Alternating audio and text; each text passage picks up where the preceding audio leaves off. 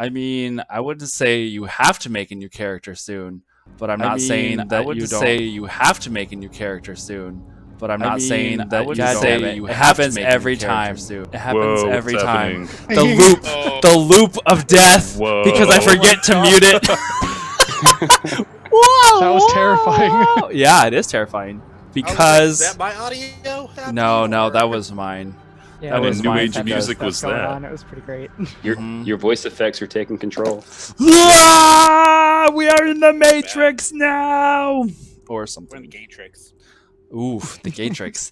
That I don't know how I feel about that. Wolfius? Is instead of Orpheus, it's Wolfius.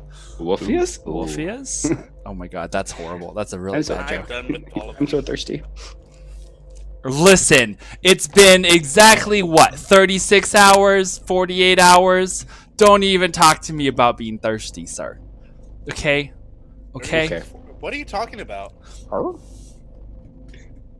I'm not even gonna go to Pacifics. I'm not going into Pacifics, okay, guys? I'm not. Aaron's a nun. Go into the Atlantics. You are a holy man. I am. Maybe the Indian. I am.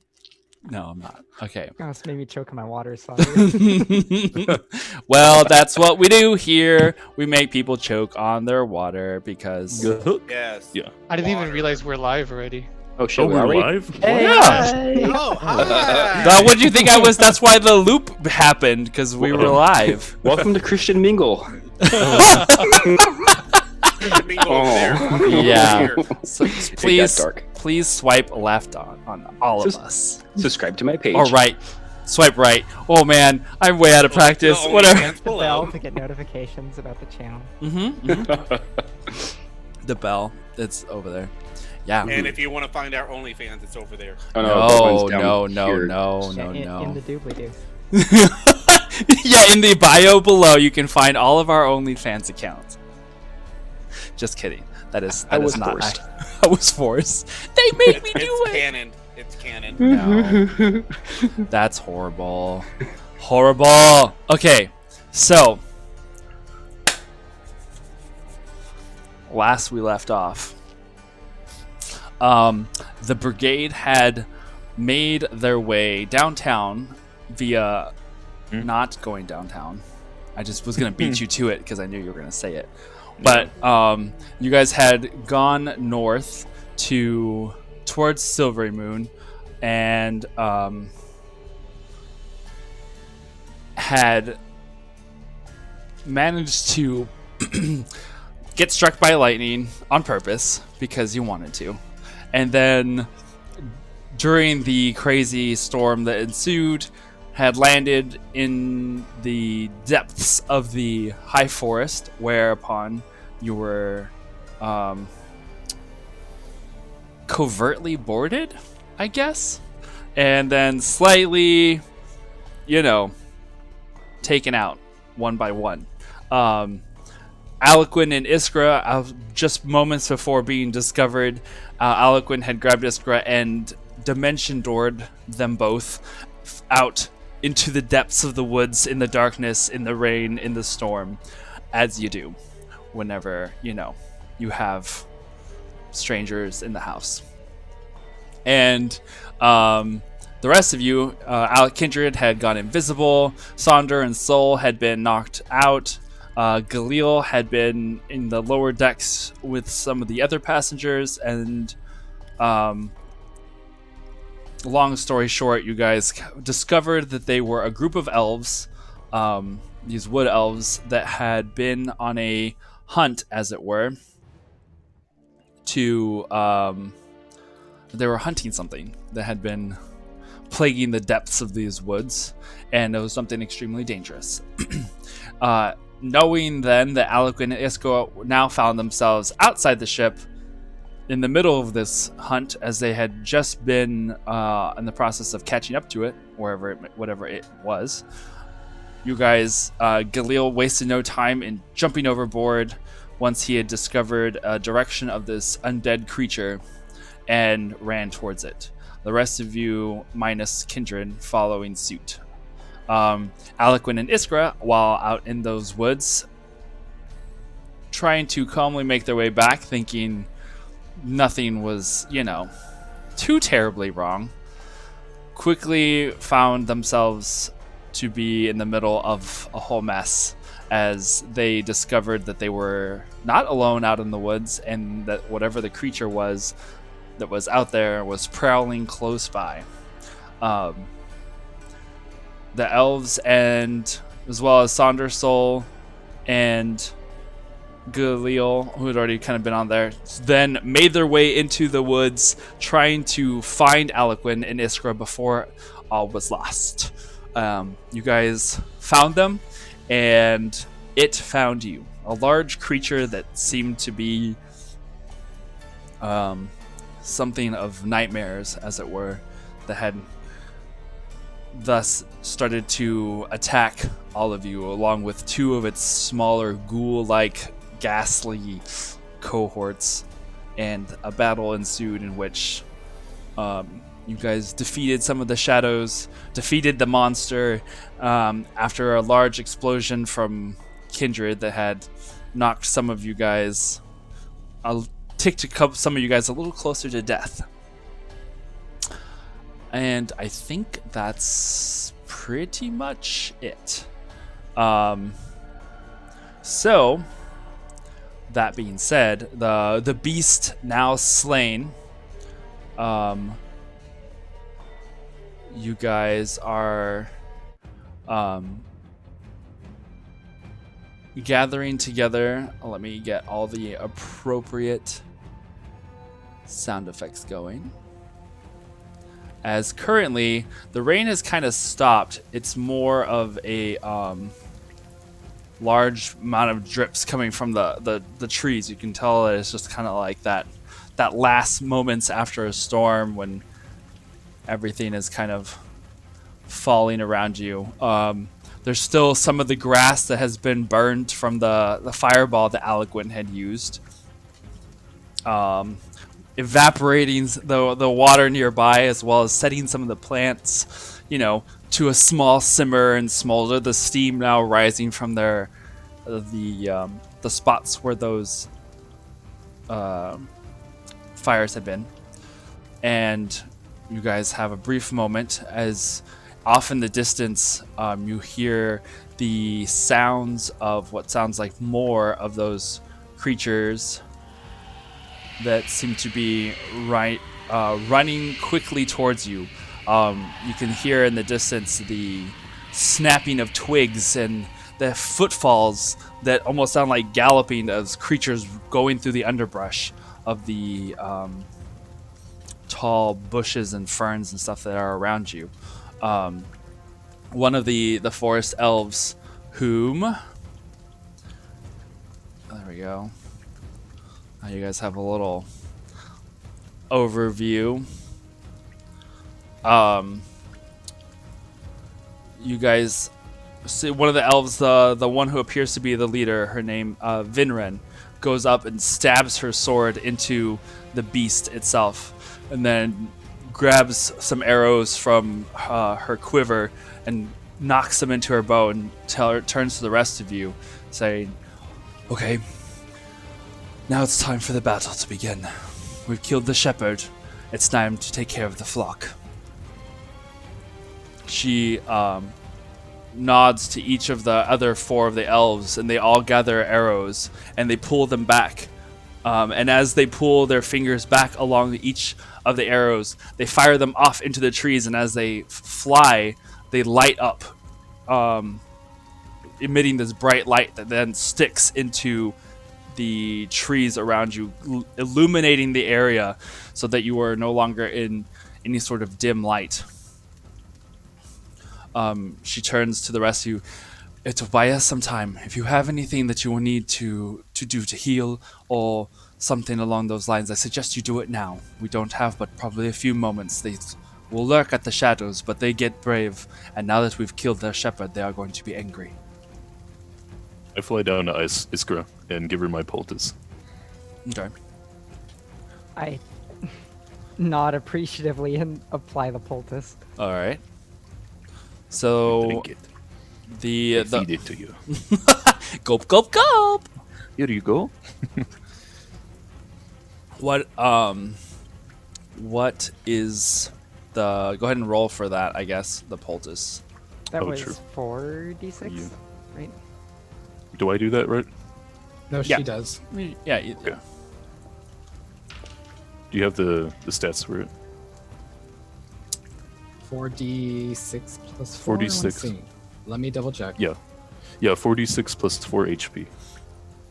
Okay, I got pretty low rolls, but I'm gonna do the same as well. Okay. yeah, that was a total of 16. 16. All right. So it brings you up to 16. Wizard heals. Yay. So while that's going on, I'm going to cast invisibility on myself and stealth. You are still 120 feet out, so you are still on the Exactly. in the darkness out there. Exactly. Okay. It's 46 plus 4? 46. Yeah, plus 4. 25. 25. All right. I'm gonna use one as well. Alrighty. So I should be at 22 total hit points right now. Okay.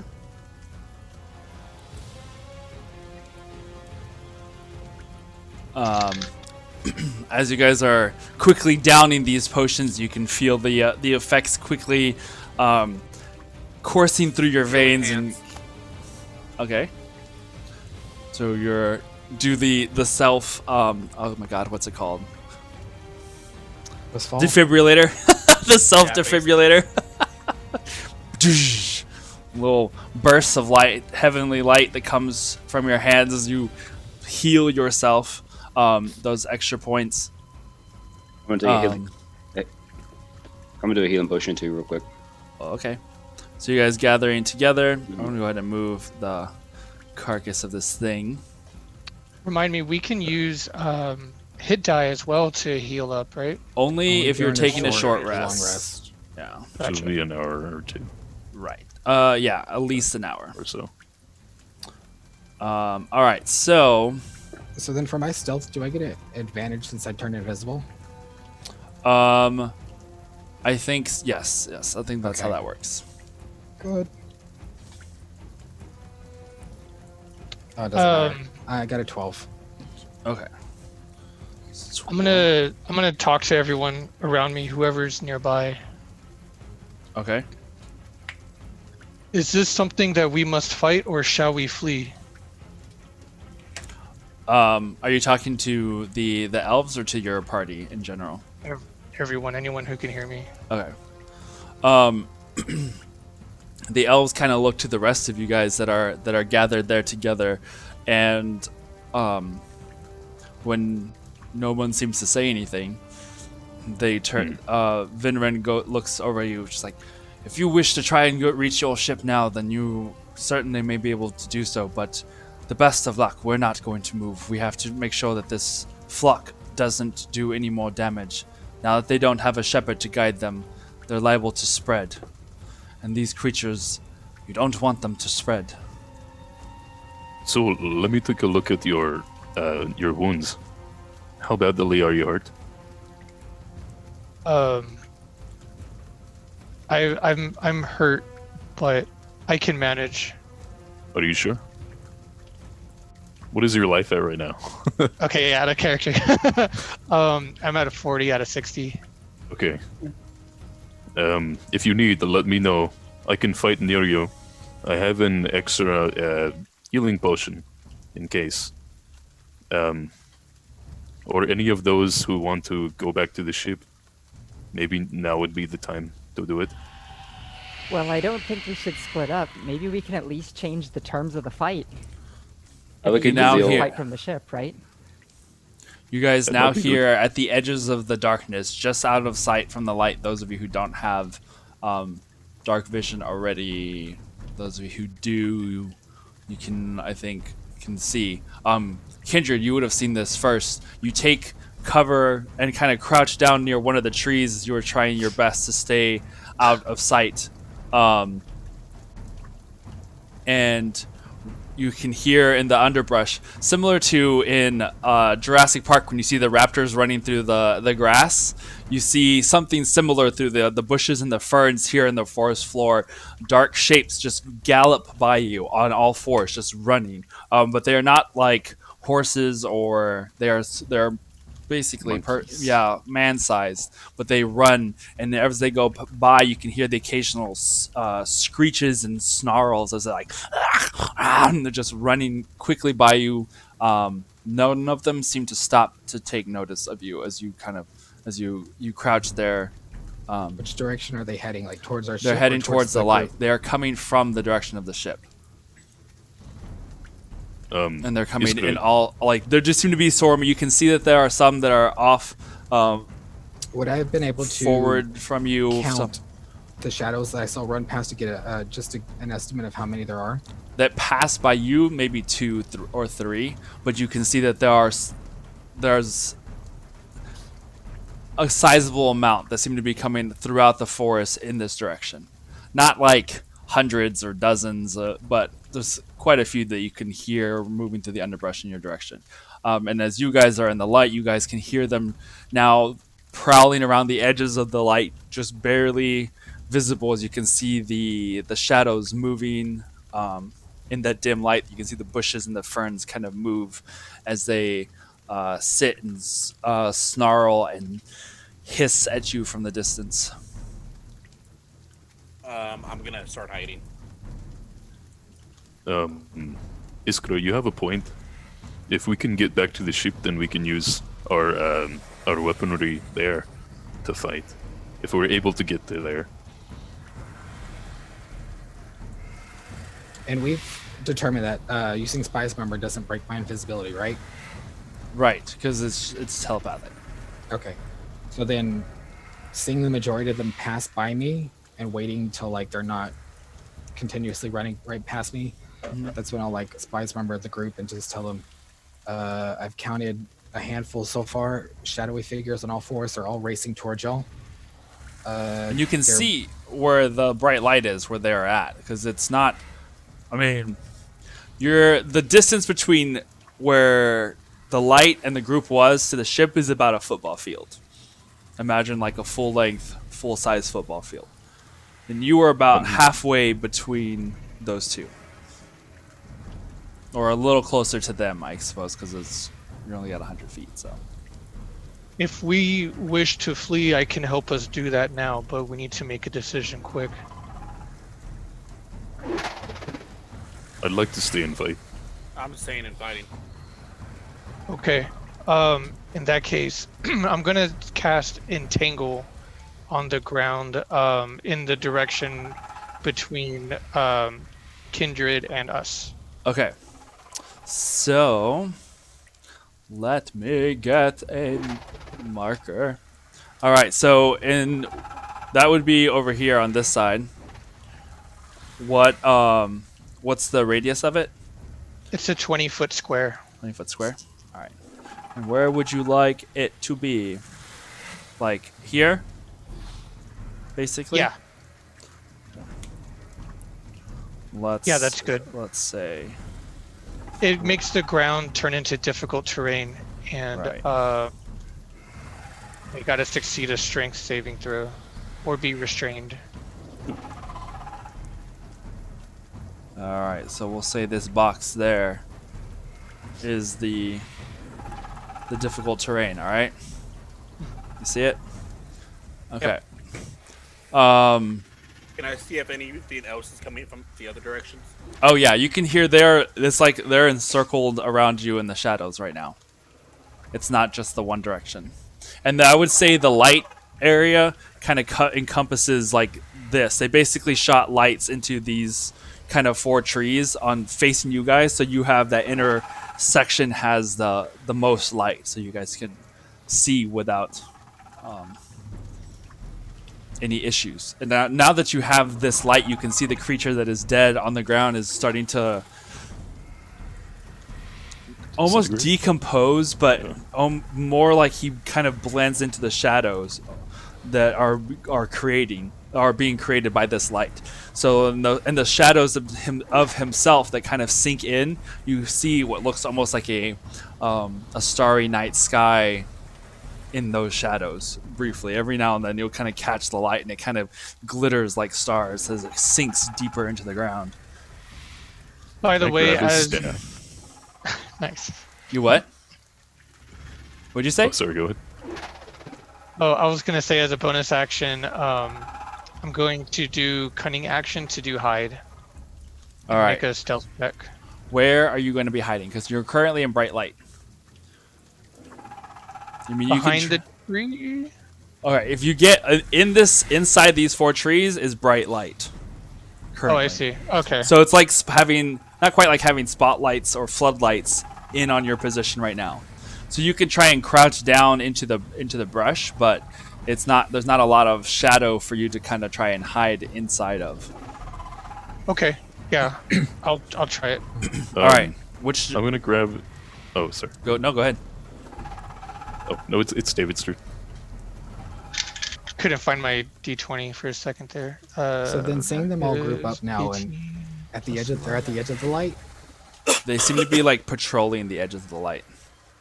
Could I like kind of sneak forward a little bit, but primarily stay stealth, and see if I can see what they are or know anything about them?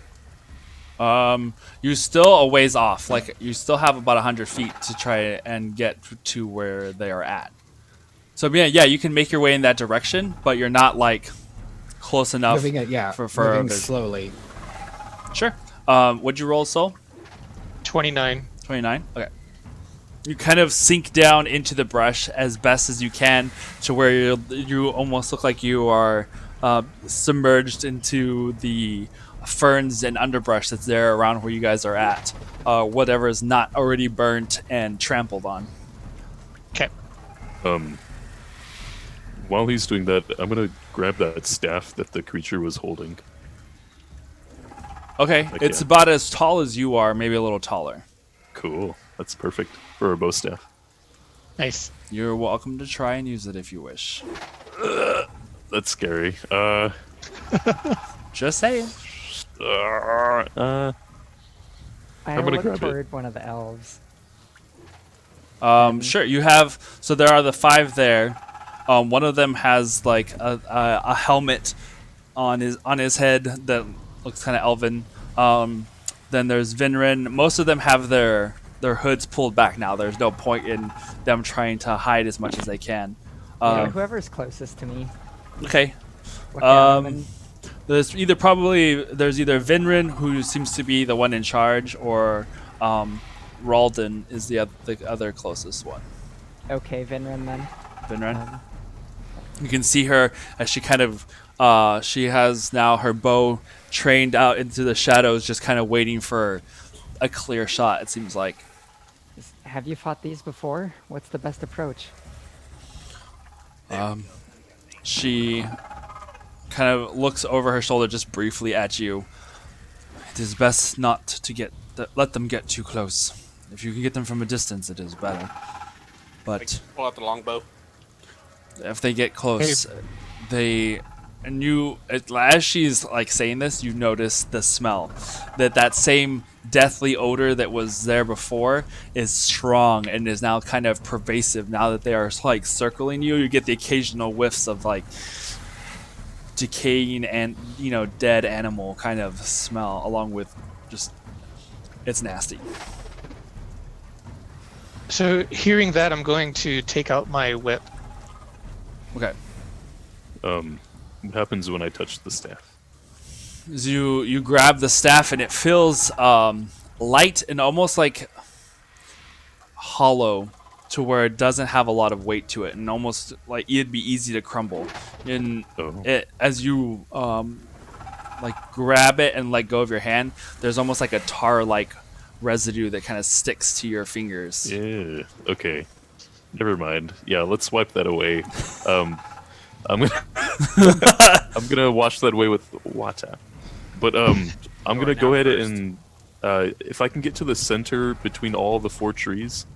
Yeah, I mean that's kind of where you guys are at right now. Oh, I'm gonna okay. get on my owl and fly up 30 feet.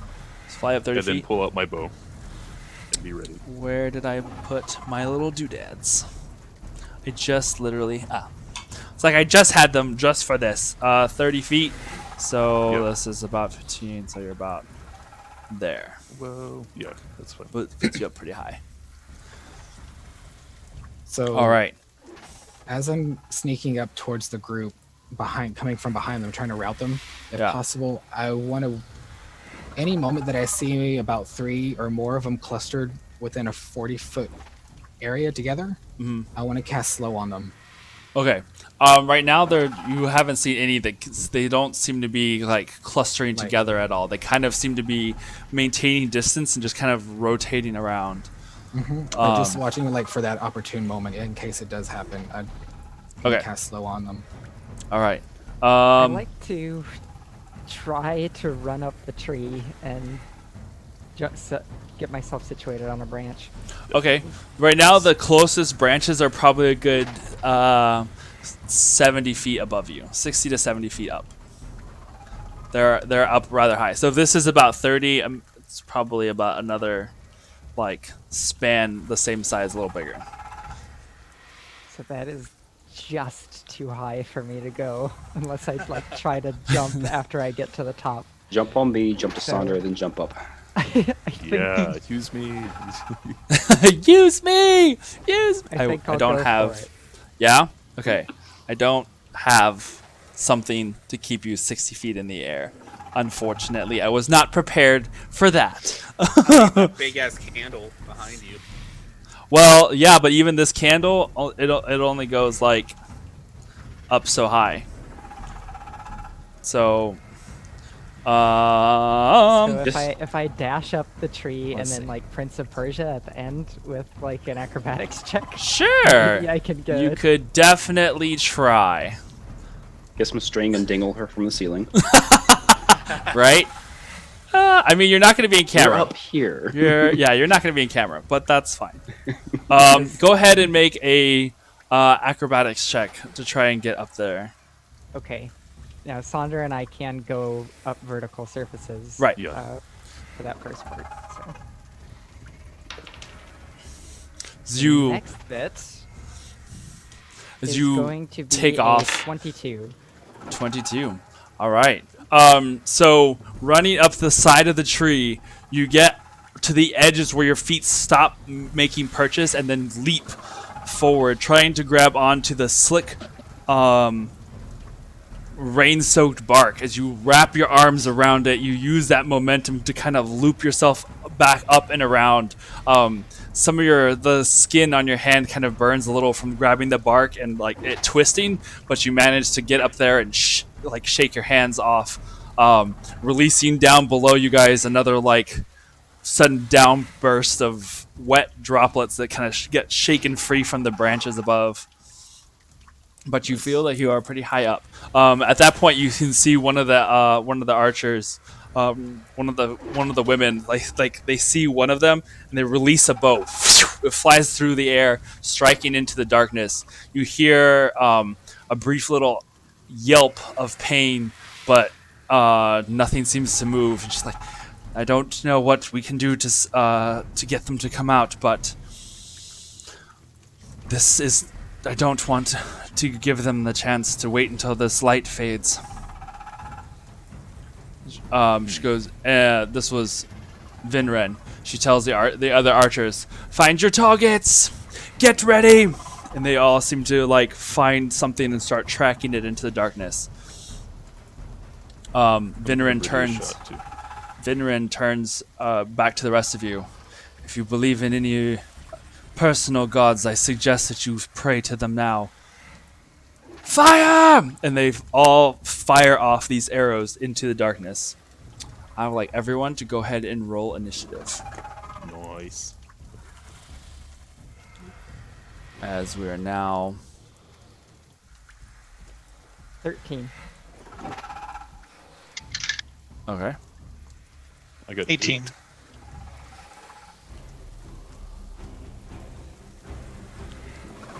All right, hold on one second. All right, let's see. Iskra, you said what? 13. Yes. Soul.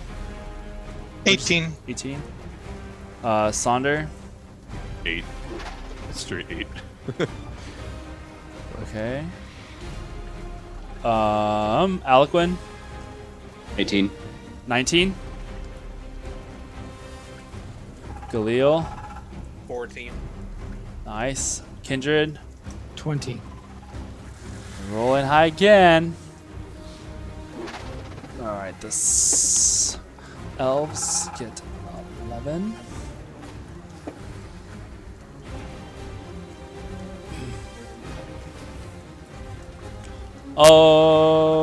Okay. So, let me mark which one is which.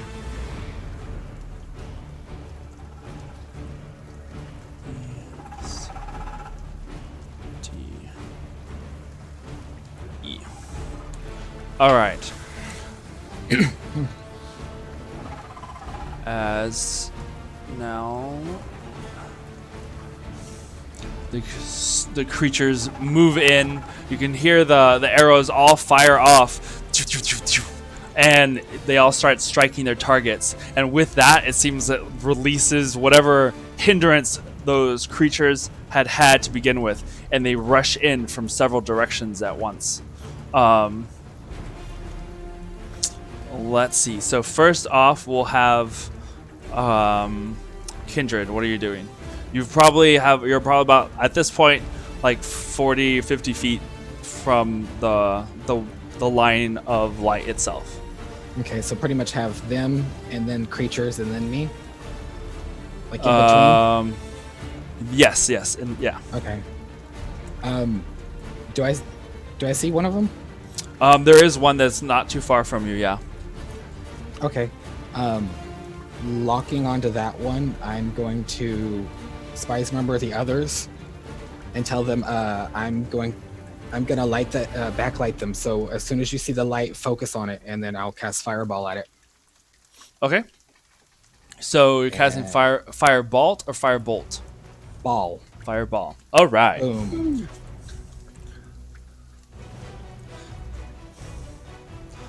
Well, there were two that are probably close enough together to where that might actually do something.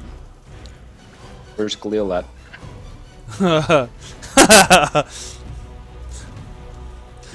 Hopefully nowhere close by.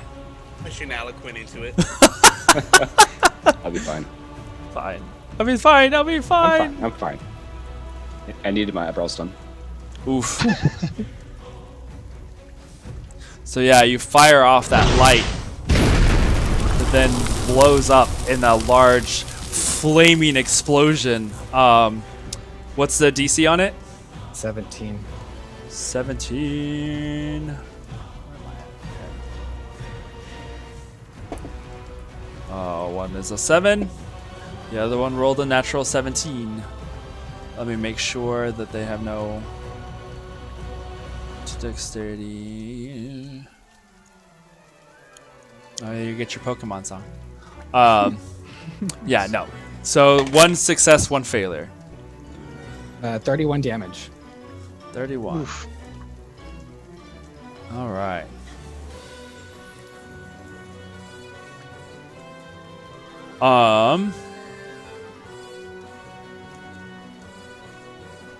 We Okay. need Saul to cast some animals right now. I throw Pokeballs everywhere. Summon creatures. Fire blast. So I'm gonna summon a bunch of rats and like make them static, just like rub them on the ground until they. Clear. No, Pikachu, just throw them.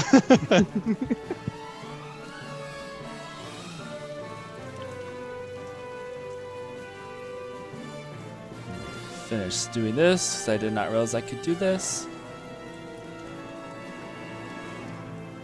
All right. So, that fireball explodes, creating another like shockwave of warmth and air as it kind of warmth in the air as it sizzles through the water that's falling, creating this little steam and smoke swirl in the space where that fire had been once. You can see the two creatures. One of them's like screeching on the ground, like patting out flames. It looks like it got pretty hurt. The other one seems to have like ducked enough to where only like partial parts of its body seem like charred. In that brief flash of light that you saw it. Good job. But the rest of you guys see that another burst of light coming from in front of you, Soul, kind of in the direction where your entangle was, just like a couple of feet from that area. Okay. Do I have any movement left? Yeah, you can move some more. Is there a tree or something I can try to hide behind? Yeah, sure. You can make another stealth check. All right, because I don't want to like run through them just to get to the group. Right. Stealth is 15. 15? Okay. We'll make a note of that. Alright, so that ends your turn. It is now Aliquin's turn. Can I run up underneath Sonder and see if I can see the ones that the Kindred just hit? Yeah, you can move like up to here. Mm-hmm. So you move over there. That's Is that an open that's like, thing? yeah, I mean it's open. Let's go. Well, yeah, I was gonna thought about putting it. It wouldn't. I'm not gonna try and mess with that. It's okay. It's okay. Close enough. And do I see those two that Kindred just hit? Yeah, they're back here. Oh, perfect. Okay. Okay. I would like. Let me see. I How would far like that to. is. Go ahead. Keep going. That's probably 120 feet. Oh yeah, less. that's less. That's definitely. So I'm gonna double Eldritch Blast. Alrighty. All right, so fire off that. As you run forward, you can see that with that brief moment of light, you can see them there backlit, and you just release two bolts of energy, one at each one. I'm assuming. Mm-hmm. Okay. The first one is a 23, 23. and the second one is a 21. Both So that's for- hit. Okay. Damage. So you only double it if it's a natural 20, and that's it, right? Correct. Okay. So the first one's a 5, Okay. and the second one is a 11. All right. As you fire off each of those bolts, each one of them strikes it. The creature that seemed to have been in the process of patting itself out of the flames that had engulfed it gets struck in the back with the blast, and it turns its head to you and just snarls as it looks at you in that direction of wherever the blast came from. You also I see grin it, back. as you see the other one kind of turn to you, also snarling, his long little tongue, long thin tongue, to kind of snaking out from its mouth as it just opens and snarls, and then they start. It looks like they're starting to move towards your direction. That ends your turn. Hmm? All right. So that brings us up to Soul. Soul, it is your turn. I am holding my action until they get either close enough or past me. Okay. What are you holding? I'm going sneak attack with a whip attack. Okay. If they get close to you. Okay. Or past me. Yeah. All right. So your move will wait for that. That ends your turn. So then Galil, it's up to you. I'm gonna go up to where Aliquin is. Okay. So moving over in this direction. Well, do I see anyone in front of me? How about that? Yeah. I mean, you see that there was a creature that was in front of you. Yes. There was that one of the elves shot at that was in the direction that you were facing. Okay, then I'm just gonna focus on that one in front of me then, Okay. and get a better eye view of him, and then cast Hunter's Mark. Okay. It's 90 foot. Okay. Yeah, and there's no save for Hunter's Mark, right? No. Yeah. Let me get the little thing. Hunter's Mark. And this creature over here. All right. And then longbow the bitch. Okay. So go ahead and fire off your shots. Shoot your shot, sir. Actions, longbow, +7, dirty 20, Okay. and then a 22. 20 and a 22, both of them hit.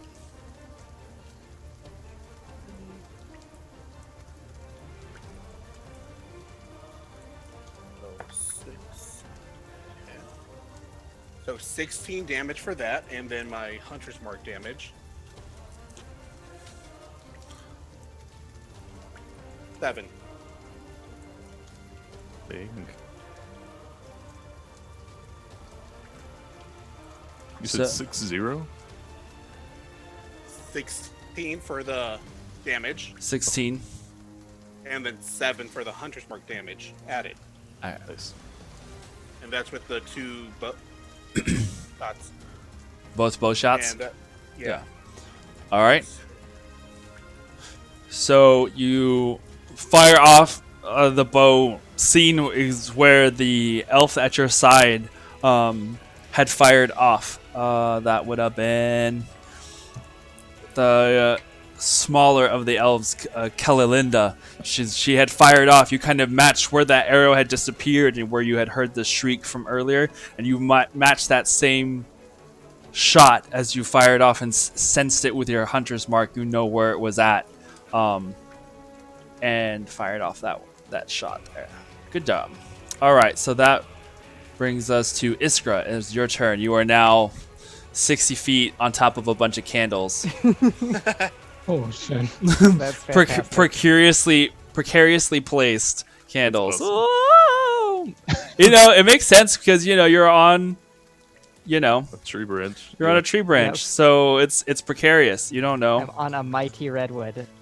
So exactly. Mighty redwood. the tree that I am in right now, which of those trees on the ground is that? The tree that you are in, Yeah. the closest enemy to you. Is that what you're saying?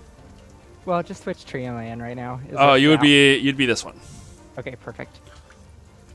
I guess technically then you're kind of more over the battlefield since it's a branch. So there we Okay. go. All right. We don't know the extent of where the enemies are coming from right now, right? Right. It seems to be coming from multiple places at once. Do any of the other trees nearby, do they have branches that are a little lower to the ground?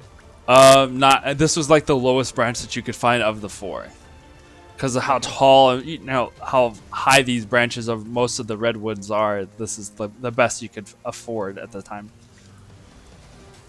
All right. For the ones that are coming from the area that Kindred illuminated, Okay. how They're down are over there here. any trees behind them? I guess there would. Yeah, be there. as a Yeah, forest, there. Yeah. Because I would like to try to get behind them. Okay. But what I Um, want to do Naruto ninja around, over there. just Naruto ninja around the tree. Parachute. You could well, go ahead. what What? I'm thinking is I will create water and then use my ability to walk across water to then run across the water as it's falling to get myself to another tree. Okay, so doing some very what's it called, crouching tiger, hidden dragon. I'm gonna run across and fight on this Yes. lake, kind of thing. Sure, we'll give it a shot. Zoo, try to work with this. There is a branch that seems to be like kind of parallel on the backside of this tree, so you would be facing. You'd be more like over here, closer to them, if that's what you Okay, want to do, and then you could like leap down from there if you wish. So Make another acrobatics check for me. Okay. So I'll cast my create This, water. this and will then be immediately- well, because the water is already there. So what Okay, we're great. just gonna say that this will aid you, and it won't make the DC as hard to try and get across. I know you can run up solid surfaces, but this is kind of a slick environment. Okay, yes. You can also walk across water now. We can as Right. Yes. No, that's what she's saying. Like Yeah. using that to kind of help the DC not be as hard. Dirty 20, Oh yeah. Okay. 13 plus That's 7 nice. acrobatics. So yeah, as you kind of pool the water to where it almost forms these little steps that you kind of That's awesome. run along the side of the tree. The water seeming to just lift itself from the tree bark itself to kind of give you temporary footholds as they kind of move and fall, move and fall, move and fall, as you go all the way across this tree to the opposite branch. You are now at a position to where you're kind of either right at, like, either right level with them or a little past with that movement. It seems like they are in the process of moving forward as you were getting there, so it just depends. So now you are 60 feet up in the air on a branch above them, basically. Okay, I think I'm still out of range of my furthest range attack from them, so I am just going to make that be the end of my action for now. Okay. Okay then. So let's see. It is now the scout's turn, and we're just gonna go through this real quickly because they are all going to fire off arrows.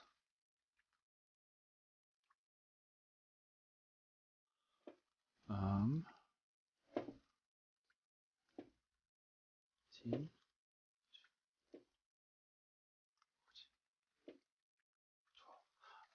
All right, they all fire off their arrows. You see them take volley after volley.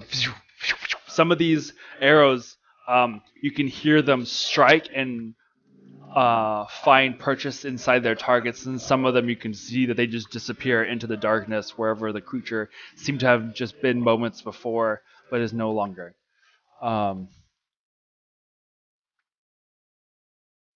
Next up then will be Saunders. The elves go back to grabbing another round of arrows and preparing for their next assault.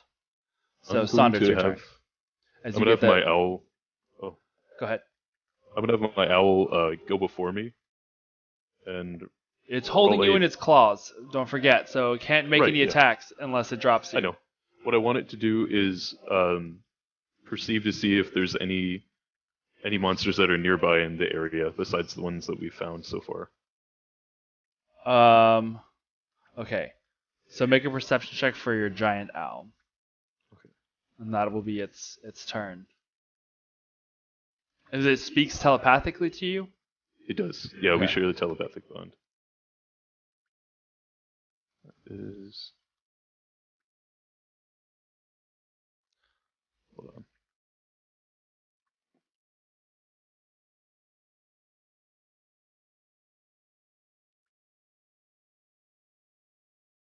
Uh, 23? 23? Okay. Yeah. That you can tell there are at least 7 that are in close proximity. There might be more that are further out, but it can tell at least 7 that are close by. Okay. I'm gonna have my bow ready and go and shoot at the one that's in the back there. Okay. Which direction? Yeah, This that one? one, yeah. That one back there? Okay. Yeah. Go ahead and make your attack roll.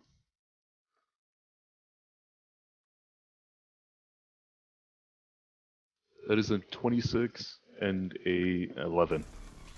26 hits, 11 misses. Okay. That's gonna be. So you fire off the arrow, still kind of a little unsteady from firing an arrow while being carried by a giant owl. Yeah. Getting used to it. Then I'm gonna use Kensei's shot. The damage is going to be 13 total. 13 totals. You fire off the arrow at the creature that you had just seen Galil strike, as it's like now taken with the 2 arrows that Galil fired off, and now you as well find another shoulder to bury your arrow into, as it's like it struggles. It's like backwards a little bit, but then starts rushing forward. Okay. And I'll stay where I'm at. That'll be my turn. All right, it is now the creature's turn. This one is going to run forward. Is it as soon as it enters the entangled area, right? And you are Soul. Yeah. Okay, and you are concentrating on that. So what's the DC? Because it's running forward. 17 strength. Nice. 10, 15. So I guess as soon as it enters. As soon as it steps into that patch, you can see some of the ferns and tendrils of root that just kind of raise from the ground and instantly try to wrap itself around the creature as it runs forward. It rolls a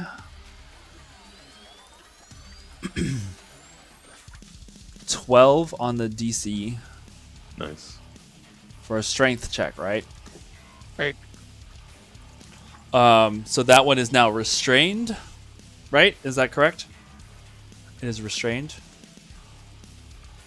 Yeah, restrained. All right. So it's restrained, and then it can't move anymore, right? Or can it use?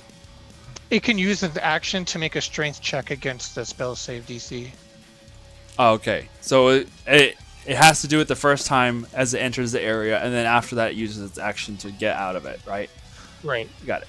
The second. This lasts for 1 minute. Okay. Concentration. The second one is going to run forward as well, and as soon as it goes in there, it also is restrained as they run forward and are now stuck inside of.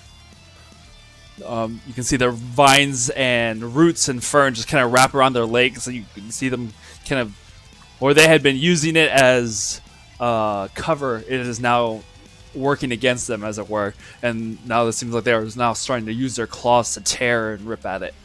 So that ends those 2 turns. These 2 are going to run forward. 30, that gets up to here. 30, this one gets up into melee range with the first of the elves right there. And you can see as it like runs forward, it leaps up and uses its claws to like try and grip and hold on to this guy. The claw attack is going to hit there.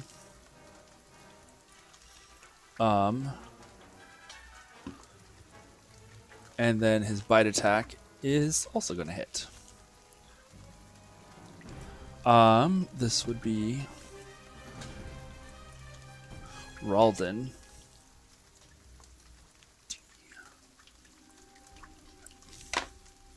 I'll go ahead and roll for damage. This is not going to be pretty. I forgot how much these things. 6. 8.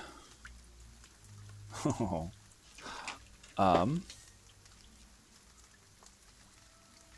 So you see as the creature runs forward and jumps onto the elf, knocking him backwards prone. It starts ripping and clawing and tearing at him.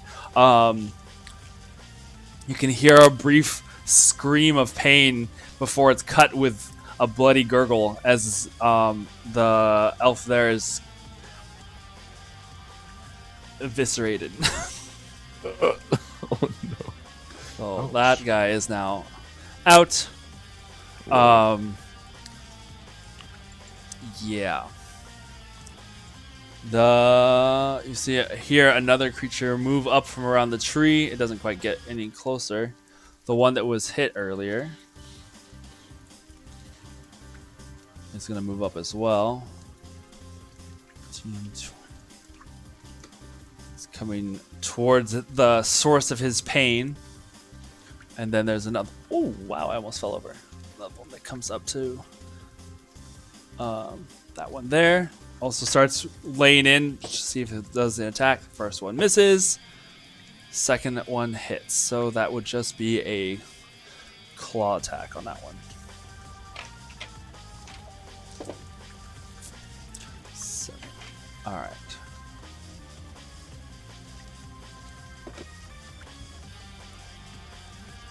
All right. So you can see now as that claw, that first bite attack, it snaps and you hear the clap of a loud jaw shutting that kind of echoes out amongst the chaos that is now starting to erupt nearby. That ends that round. The trigger for soul, like there wasn't anything that ran past you. What's the range on your whip? 10 feet. That one that just took out the guy, the elf, that ranger that was in front of you, is within range if you want to go ahead and use that before this round ends, because otherwise it wasn't. That was like the one that got the closest. Okay. Yeah, I'm gonna do that. Do it.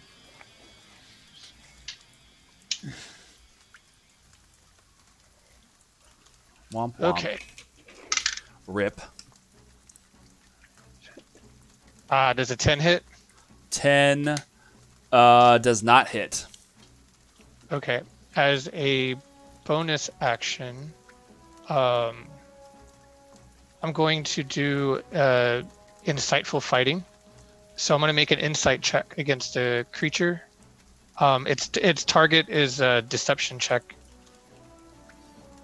What this does is it gives me an opportunity for sneak attack, advantage on the next attack roll. Okay. So my insight.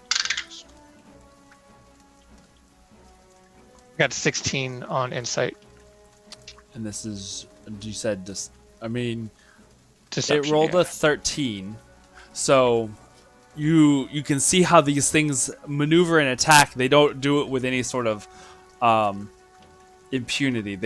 They are all out vicious, and just go for as much carnage as apparently as they can. Cool. So if I land my next attack, it'll count as a sneak attack. Alrighty. Alright, so that ends. We're now at the top of the round with Kindred. So, where am I at on the map again now? You are not on the map right now. You are probably about here. So then how far until I hit the 2 in the entanglement? Using this, you are probably about... They are about like 50 feet from you right now. 50, 55 feet from where you're at. Okay, so then calculating and trying to do math in my head, looking around those two, looking up, what's the lowest branch above about 10 feet from where they are? It's the lowest branch is about 60 feet up where Iskra is currently at. So it's a ways so looking up there. looking up at it, would I see Iskra? Not unless you looked for her, probably. I would just be looking up at it. Does it look sturdy? It's pretty sturdy. Okay, in that case, I will use my movement, go forward 30 feet. Okay. Wait.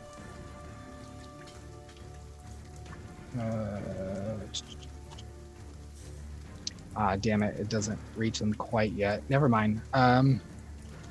Fuck. So then seeing that, okay, the branch, essentially what I'm trying to do is I want to call them to me if they can, but then at last moment, Thunder steps straight up into a branch. The range is 90 feet. Okay. So then, seeing those two, can I like whistle or something and like slowly start walking and try to like lure them? and then last minute thunder step up. If they take the bait, as it were, then yeah, you can definitely try that. Okay, so yeah, I'll hold my action until they get within 10 feet of me, and then that's going to be my trigger to thunder step up to the branch. Okay. Make a performance check. Let's see how well you whistle in the midst of the rain.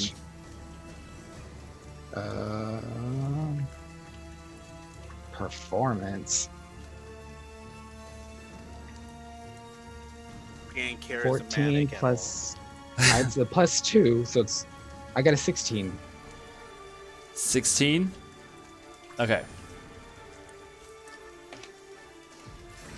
Write that for later. All right. So, you whistle as loudly as you can and do the whole like. Flare. Yeah, that's to say, like, you just needed a flare, and you've just been Alan Grant, like, hey, trying to get the T-Rex over. Perfect, awesome, love it. Okay, so that ends your turn. You're holding your action to thunder step up to the branch. Yep, and it'd be cast at 4th level. Got it. All right, that brings us over to Aliquin's turn. So the one that just took out the elf just now, Uh-huh. that one's right Right there. right there? Yeah. Okay. Seeing that happen, like, it was a claw and a bite. It was just like, it leaped into the air and just, like, attacked hardcore this guy. Wow, okay. I'm just going to yell out no, and then I'm going to send another double Eldritch Blast at that one. Okay. Bad! Get back! No! As Bad kitty. you can tell, this whole episode brought to you by Lost World Jurassic Park, as Yeah. so, like, raptor leaping from the grass and just. I'm like, let me go get my high heels. All right. So the first hit's going to be 22, Okay. and That the hits. second one is going to be a 27. Nice. So whenever I cast them, I'm going to make them do a cool little spiral to see if I can add more, like, rock. to Sure. it. You can do, yeah, very, put that leg up and do the whole, like, baseball pitch, like, spin it. So the first one was a 5, and then the second one is going to be a 14. 14, so 5, and the same one, right? Mhm. 5 damage, and then So 19 altogether. nice. You can see as both of the blasts, one of the first one kind of sizzles right by its head as it lifts up, after you whistled and brought its attention to you, bringing up with it this like teared flesh and blood that's just oozing down out of its mouth as it snarls. It takes another side swipe to the face as his blast of force energy just dissipates around it. You can see that blood is now smeared and kind of burnt on the side of his face as it turns to you and just snarls. This viscous goo kind of oozing from it. Lovely, delicious stuff. All right, so that ends your move. Yes. All right, Soul, it is now your turn. Okay. That one creature is still 10 feet from me, is that correct? Yes. Am I able to put that whip away and take out another weapon and go and attack? If you have it already equipped, then Yeah. it's not like if it was something like you were putting the whip away and like taking out a bow or something, I would say that might be your action. But if it's just like a dagger or a sword or something that's Yeah, kind of no, at your belt, it'd be a little easier. So that's fine. Okay. So I'm putting away the whip. I'm taking out my scimitar. And I'm going to go up to it and attack. And just leap out from the bushes like a man possessed. So make that attack roll. 17. 17 hits. Yes. Okay. That is... Alright, so regular attack is 8 damage. Okay. Plus the sneak attack 2d6 is another 10 damage. All right. All right. So as you leap out of the bushes with your scimitar raised and you start to swipe at it, its attention having been solely on Aliquin, it doesn't see you in time. As you slice through a good portion of it, it tumbles over onto its side and is now like laying on its back, prone, just kind of grabbing at this large gash that's at its side. You can see that it's like coughing and spitting up blood. Whether it's its own or the elf that had just been feasting on is kind of uncertain, but it is now a horrible, bloody, smelly mess. Okay. So as a bonus action, I'm going to do the disengage cunning action, and then take a 5-foot step back. Okay. So it rolls it over there. You just take another 5-foot step back, kind of go back to where it was. All right. So that ends your turn, right? Yes. Galil, it is your turn now. How far close is the one in front of me? The one that is closest to you is right within 5 feet. It's like diagonal to you. I'm gonna have to use the whip, the spike chains. Okay.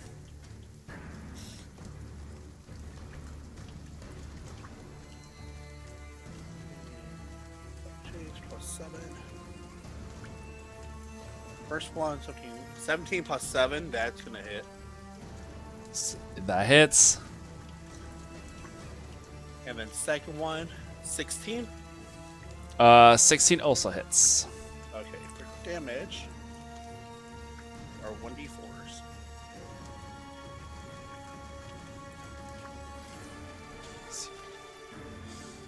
Up.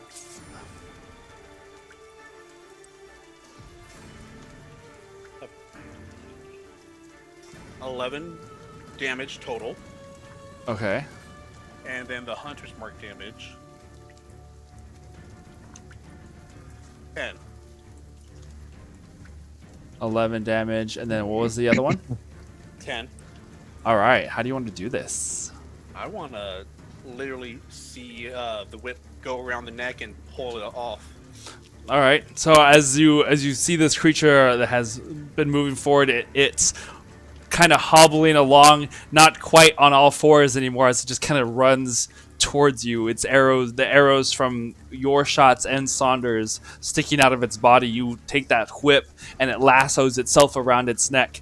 The spiked edges of that dark whip kind of pulling taut as you pull it back, and like some sort of horrible ripcord of doom on the top, you see its head just kind of spin around, being pulled completely taut, and then you hear that sickening crack as its head kind of tears off from it with the fleshy pool of that chain.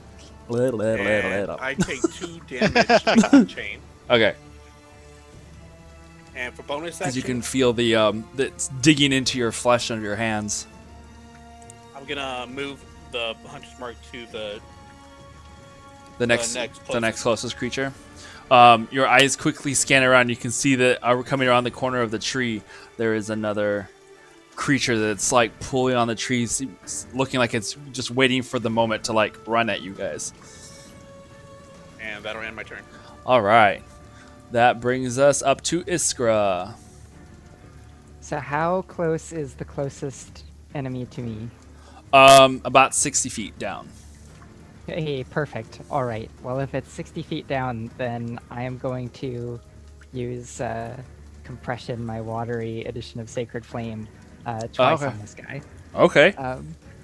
So launching like a little bolt of water, basically, and then compressing it and flinging it down on its head. That same compression bolt that you had done On the ship against Sonder originally. Yeah. You see that water that kind of forms around you and swirls up into this nice size ball of water, and then you just bring it down in a column of compressed water.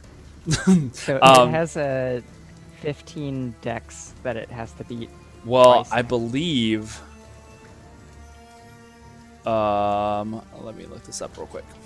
But I believe that with restrained, Awesome.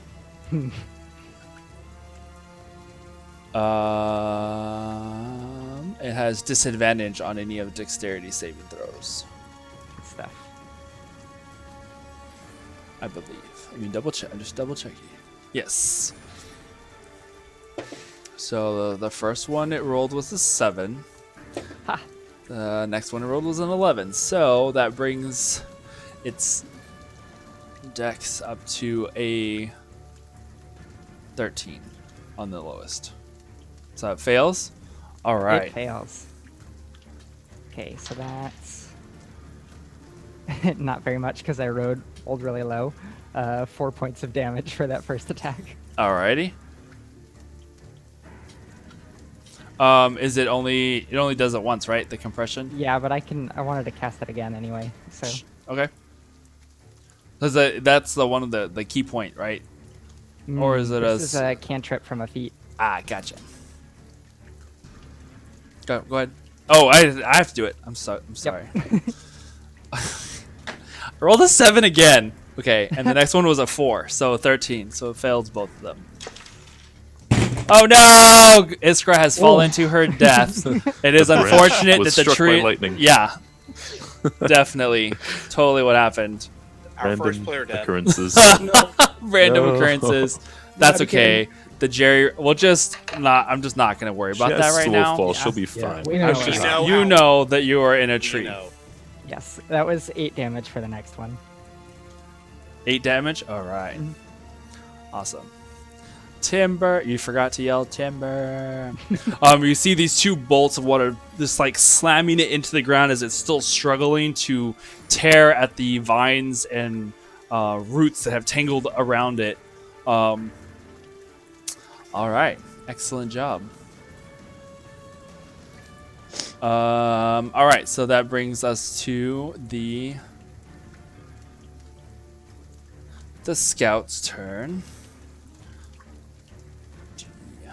Is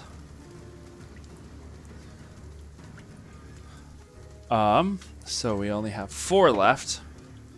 The first one takes its 2 shots, one of them, and the second one is on 11 plus 4, 15. So both of those hit. And we'll just do 6 damage. All right. So you see the one that you had just beat into the ground with the water. The elf that is standing by Aliquin takes careful aim and fires 2 arrows in quick succession. Both one going into the throat of the creature as it makes it like grasp at its neck, and the other one goes dead center into its head as it falls forward, limp and dead. I did not mean to rhyme that, but you know what? It happened. So I apologize for nothing. Okay. That is that guy. The others take their shots.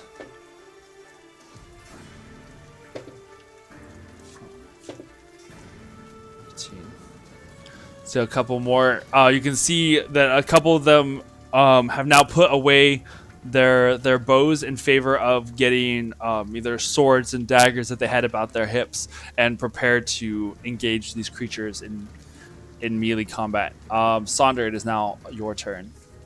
Okay. I'm gonna line up 2 more shots to the one that's restrained over there. That's not dead. Over here. Yeah. Okay. And attack.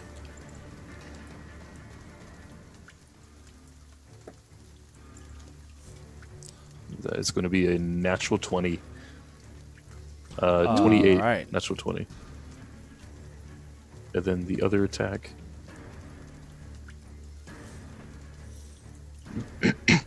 is going to be an 18 to hit. 18 hits. Okay. that first attack. Move.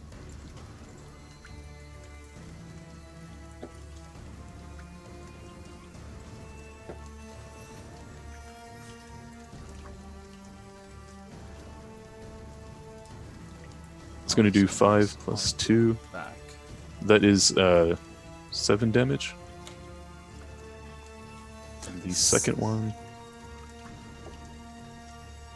is going to be 6 plus 4. 10 damage total. Counting the 7? Yeah. Okay. Alright. Sorry. So this is there's 10 and then 7. Oh, so Separately. 17 damage total. Yeah, and then there's the natural 20 crit damage. So doubled for the first attack. Which would have made 14. 14. 14 and 10. Before the modifiers. Right? Yeah. Yeah, before the modifiers. Okay. Got it. All right. So as you fire both those arrows, each one finding its mark somewhere on the creature, you can see that it is pretty heavily wounded, but is still struggling to tear itself free. That ends your turn. Yeah. And then I'll just have the owl continue to scope and see if there's any creatures getting near us on the trees. Okay. All right. That ends your turn. It is now the creature's turn. Let's see here. Did I succeed? Well, the one of them is dead already. The other one, even though its attention kind of was turned to you, it has now been shot with the arrows. No, at least those two. You do Did it get any hear, arrows? huh? So either none of those two seem to. One of them already is dead, but the other one that had turned its attention to you couldn't move because it was stuck, and has now refocused its attention on the creature that is in the air that is shooting it with arrows. So none of those seem to be moving towards you at all. However, you do hear behind you the crashing through the bushes as something seems to be running towards you. It rolled really horribly on its stealth as it was trying to approach you. So, and you were kind of alert already, so we'll just say that you hear it crashing up behind you and running full force. So we will zoom the camera back, and have this little guy is going to be running up towards you. Did I make it forward any though? Did you make it, or you couldn't? Yeah, you were still moving forward, right? So yeah, Yeah, you 'cause- you got to there. If you were using your full movement, right? Well, it would have been walking. So whatever you think I would have got. It's up to you. However far you think. How I would've far? gotten. How many feet do you want to have travel? You have what? 30. I have 30, so half at So least. 15. So yeah, we'll put you up to there. And this creature was like you can hear it like running up towards you. So if you want to use your trigger, you can. If you want to do something Yep. else,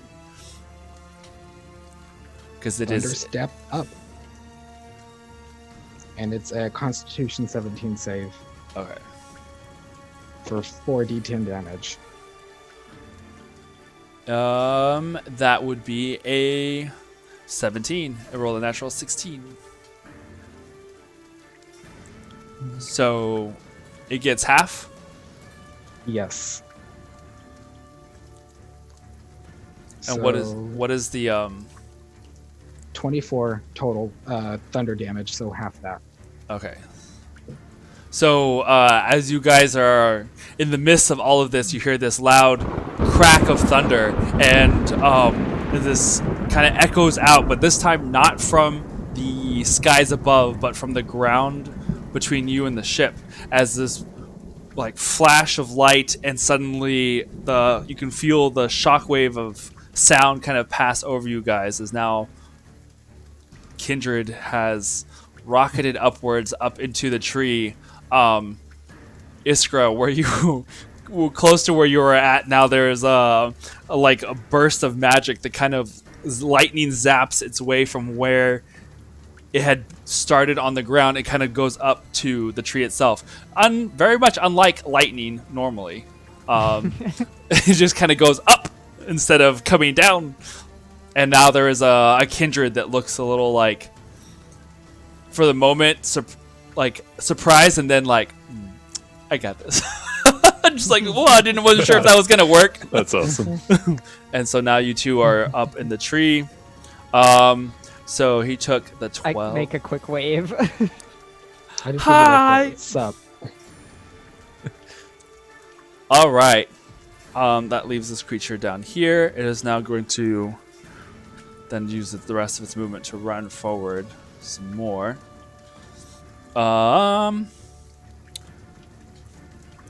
These others, 7, 8. This one's gonna move up towards this next elf, and it's gonna start its attacks. As these creatures are coming in, that smell of death and decay is even stronger now. Let's see. This one is going to roll onto its feet and start to take off. 20, 25, 30. Back Ooh. into the shadows. And I wasn't next to it, right? Yep. No, you were not. You Dang. moved away. Okay. And this one's going to move up towards you, though. Okay. And is going to come at you as it like rears its arms back for a clawed attack. The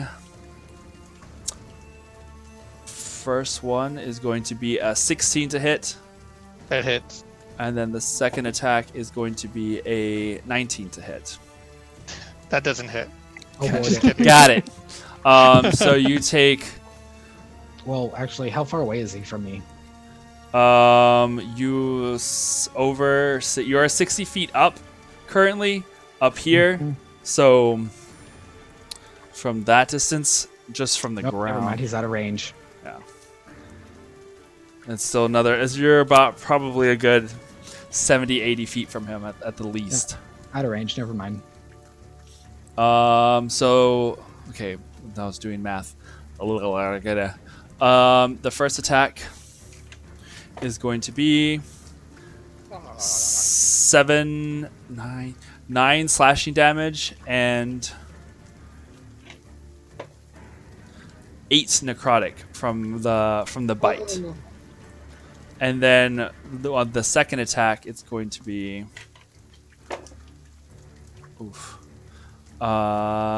7 slashing damage. And I need you to make a Constitution saving throw. To remind me, with necrotic, I take off hit points like normal, or is it Yes. different? No, it's the same. Okay. You said con saving throw? Yes. Okay. Let me double Necrotic check. only affects your neck hit points. Yes. That's exactly what it Nice. is. Nice. I'm just checking a few things real quick to make sure I don't have some kind of weird, like, bonus to con saves. Which No, I don't think so. doesn't seem like it. Nope. Okay. Con save, roll high. That was not a high roll. That is 3. 3. As the claws rake across your body, you can feel like this burning sensation that kind of starts at that claw mark and then starts to eat across your body. You are now considered poisoned. No, I'm sorry, paralyzed. Oof, the other one. What? The other I keyword. get- Scary. As your body just seems to be racked with pain and discomfort. I also need you to make 2 Constitution saving throws, Oh please. shit. At the same time? Well, because you're of your concentration on entangle. Oh yeah. Oh, that's something that I think I have bonus towards. I have advantage on con saving throws to maintain concentration on a spell when I take damage. Awesome. Yay, Nice, that's amazing. Warcaster. Yeah. 17 on the first roll and 14 on the second, and plus 2 to both rolls. Okay. So you have to do it twice. Yeah, so it was 20 on the first one, and then 16 on the second one. Those you should roll 4 times. Did you roll 4 Oh. times? Yeah, because Oh, there's I 2 getcha, I separate getcha. ones. Yeah, Crap. Oh shoot. because you have 7, you got hit twice, and for advantage that means you have to roll 2 times. 12. 12 for the next one. Yeah. Yeah, I think as long as it's over 10 and not the same amount of the damage. So Okay. you maintain concentration on entangle. All right, so that is C. E comes up and attacks that other elf, which also his attacks miss. Let's see. This one is going to move up also and attack that elf. This was a 7, 4. Wow, they are not doing well against these guys. But the elves are like managing to keep them at bay. You can see that the battle is intense, and one of the crap, I also forgot. As they are getting closer, the a creature that starts its turn. Okay, so it's not yet. But that stench is getting really strong now that they're all amongst, well, Iskra and Kindred don't have to worry about it as much. Although you can still kind of smell it from a distance.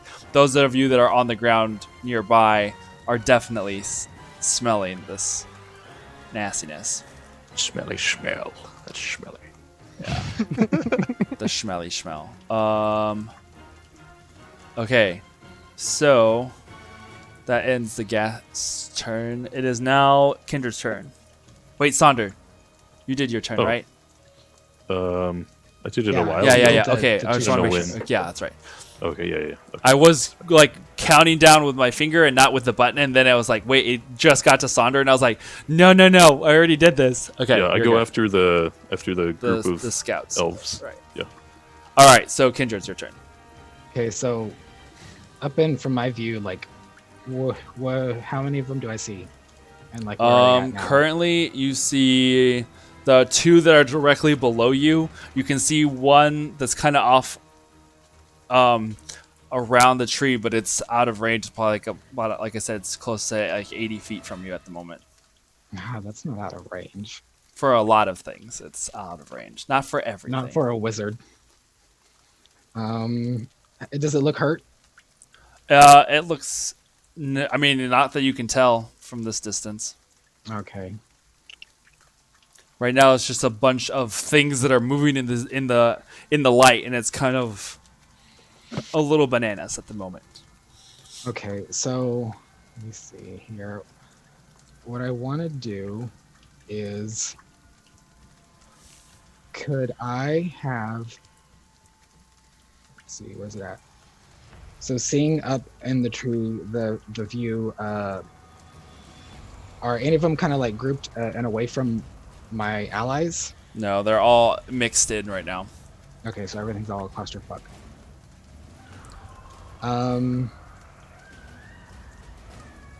I would like to magic missile the one running away. Okay, the And one running then- away is out of your line of sight currently because it's on the other side of a tree. Okay. Well then, where are the other ones at? Because I'm looking at the map. Yeah, I know. They're all gray. So there's one here, which is on the other side of the elf. There's one here. There's one on this side, and then there are the 2 that are down. These are the 2 closest. The one that's entangled, and then the one that had just attacked you. Okay. So in the group, the one in front of that one in the blue and orange. Yeah, this one over here. Oops. Yeah. Can I see that one? I mean, you can see it. It's not close enough for you to tell how damaged or anything it is. But I can see But that you can one. see it. Yeah. Okay. I will, seeing it in the group.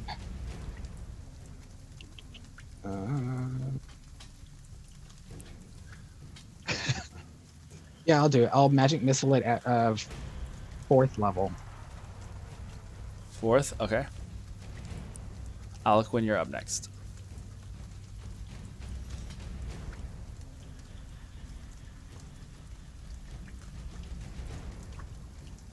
So what's the damage?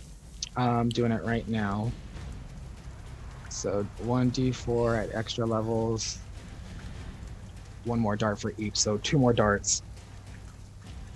So 9 damage, and then an additional 4, 3, 7. So 9, 7, 16. 16. All right. So as you fire across the open area, you guys watch as these Roman candle-like little balls of light just swirl down. Each of them just kind of arcing and dodging and swirling around before they. Yeah, can I make them like all extra go through the whole group, like through like elbows and stuff, like real deftly? Just super extra, as per usual. The light just spread out in a pattern before finding their target on the other side of the battlefield. As all the little bolts of magic, each one impact into the creatures. Nicely done. Anything else you would like to do? Can I send Malzahar down the tree and towards a route from behind the one that was routing me? How far can he slither? He's only got a 30 feet range, but So he over can, time, he can start slithering down the tree as you place.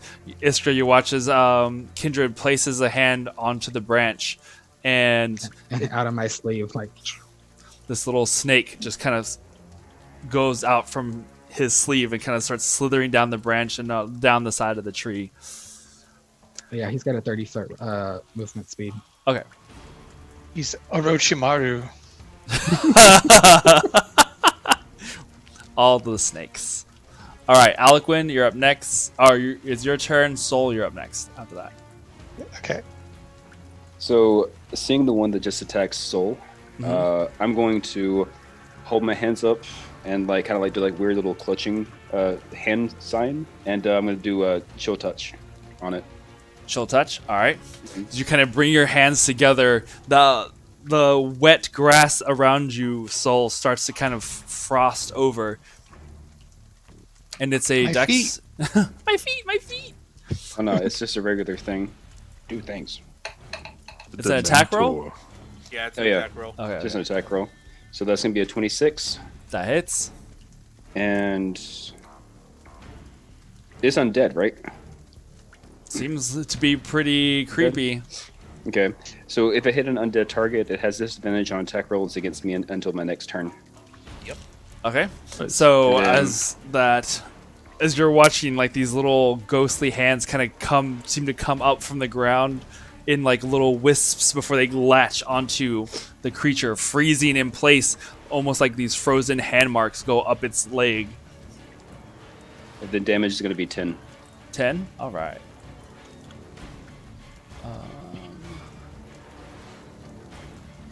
Let's see. Okay. All right. 10 damage there. All right. Does that end your turn? I'm also going to back up closer to Galil. Kind of Go I know I can't more get under, yeah. but you're going under. Let's see Mhm. if I can do this. There you go. Maybe Not really. Oh, there it goes. Kind of Oh, at there we a go. weird I'm angle. gonna hide in this little bubble. Okay. I am like so that. safe inside this bubble. Don't follow me, Sunder. Okay. Oh yeah. Ooh. I have slow fall. It's okay. I just look up. Not All your right. owl. An owl shit. Just Yeah. Oh no, bird dropping. Yes. Gross. All right. So Unexpected rainstorm. Why is it gluey? pies from the sky. Oh, Anyway, actually, it'd be like a so pellet, right? okay, Soul, it is your turn. So Ranch dressing. as I'm paralyzed, if not mistaken, correct? Correct. You can repeat the saving throw at the end of your turn, so you can try to end the effect of that poison on you. I can't cast a spell when I'm paralyzed, can I? No. Okay, It is you are incapacitated and can't move or speak. gotcha. And it was a con saving throw? Correct. Alright, I'm gonna try to break out of the paralyzed. 21. You are no longer paralyzed as you shake free of that, the poison that had gone through your system. All right, Galil, it is now your turn. I'm gonna longbow the hunter's marked one. All right, turning your attention back to the creature. So first one, 17. 17 hits. Second one, 15.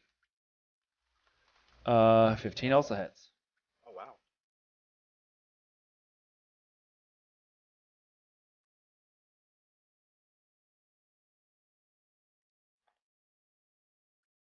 So let's see.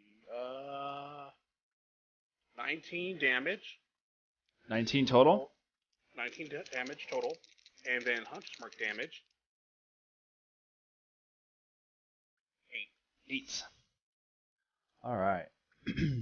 As it's engaged with the elf in front of it, both of them like slashing and ripping at each other, one parrying with the sword and trying to make a thrust. You carefully gauge the movement and then fire at their 2 shots, both of them impacted into the torso of the gray-skinned, deathly smelling creature. Good shot. All right, so that brings us to, do you want to move any or stay where you're at? I'm staying where I'm at. Okay, Iskra, is your turn. Can I maneuver myself onto another branch above the action so that I can... You can move back to the branch that you had been on before. But that's the closest branch that kind of oversees at a level that you can get. There are If some I that are do higher. that, are there any enemies in range of me? where I can do that? If you were to do that, yes, there is the one that is engaging with the elf on this side. Okay, great. I'll head on back the Okay. same way I did before, hopefully. All right. So you run back across again. All right. It was a ditto of last time. Nice. 13 plus 7. All right, so as you run across and make it to the other branch, Kindred, you see her. She kind of walks along the edges of the tree, almost as if she's walking on air that you can see just barely as the water that kind of lifts and falls to kind of guide her feet falls as she goes across. I just Walking imagine on myself sunshine. We're so Yeah. badass. All right, what are you doing? Once you I get will, there. I will throw a dart All down right. towards the enemy. You find one of the darts in your satchel and fire away, flinging with deadly precision. I don't know about that. We'll find It out. was a deadly 13 of precision. So as you fling the dart out, you can see the elf that had moved just in the way at the right time lifts a sword back as if it was trying to block a projectile. It ricochets off of his weapon as he looks up to see where the dart had come from, with no effect. So it did miss. You do have another attack if you wish to make an attack or a bonus action. All right. You know what? Sure. Why the heck not? This is to help you. I shout. As you throw off another dart. Listen, you can't. All right, that's better. That's a 20. Not a natural 20, but a 20 nonetheless. Nice. Yay, dirty 20s. That hits. So go ahead and roll damage. So this time the elf kind of like takes a step back just in time to watch the dart fly into its intended target. 6 damage. 6 damage. All right.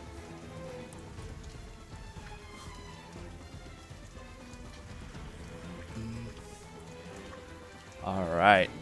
That brings us to the scout's turn.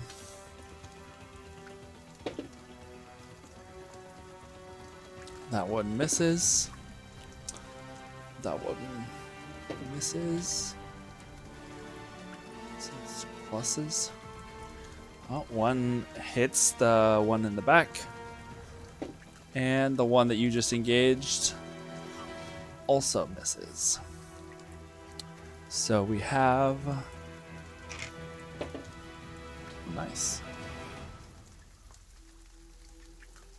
Okay, that brings it to 7. Okay, so all those scouts you can see as they continue their barrage, like either with the arrows as the one up here in front fires off at the arrows at the creatures that seem to be approaching from that side, and then the rest are engaging with their swords and daggers. Sonder, it is now your turn. Yeah. I'm gonna attack the one that is. There's that black thing that's around it. What's next to- This one over here. Who is that attacking? One of the elves. Okay. And Galil. Yeah, and Galil? Galil's over here. Okay. I'm gonna go ahead and I'll go ahead and attack that one. What's the thing that's on it right now? It's a hunter's mark. Nice. Okay, that's fine. Yeah, we'll go ahead and do that then. Alrighty. Let's see. So I'm gonna attack. That is a 22 to hit 22. on the first one. That hits. And that will be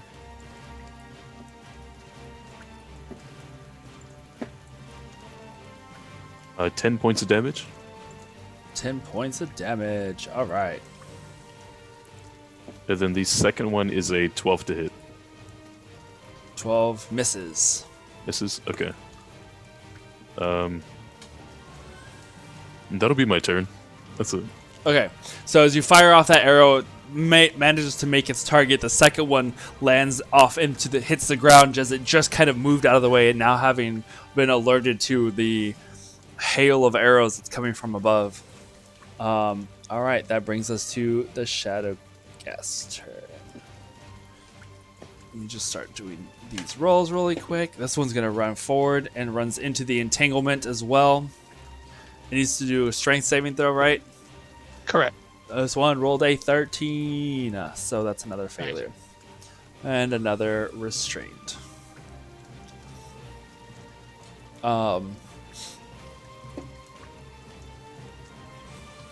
One other of the... This one finishes running. The one that's in front of Soul. Oh. God damn it, I always forget. So I do need you to make a another Constitution saving throw from earlier. Okay. This is just from... Is This was separate from all the other stuff. This is from the smell that is from this thing. And is this for concentration or no? No. Okay.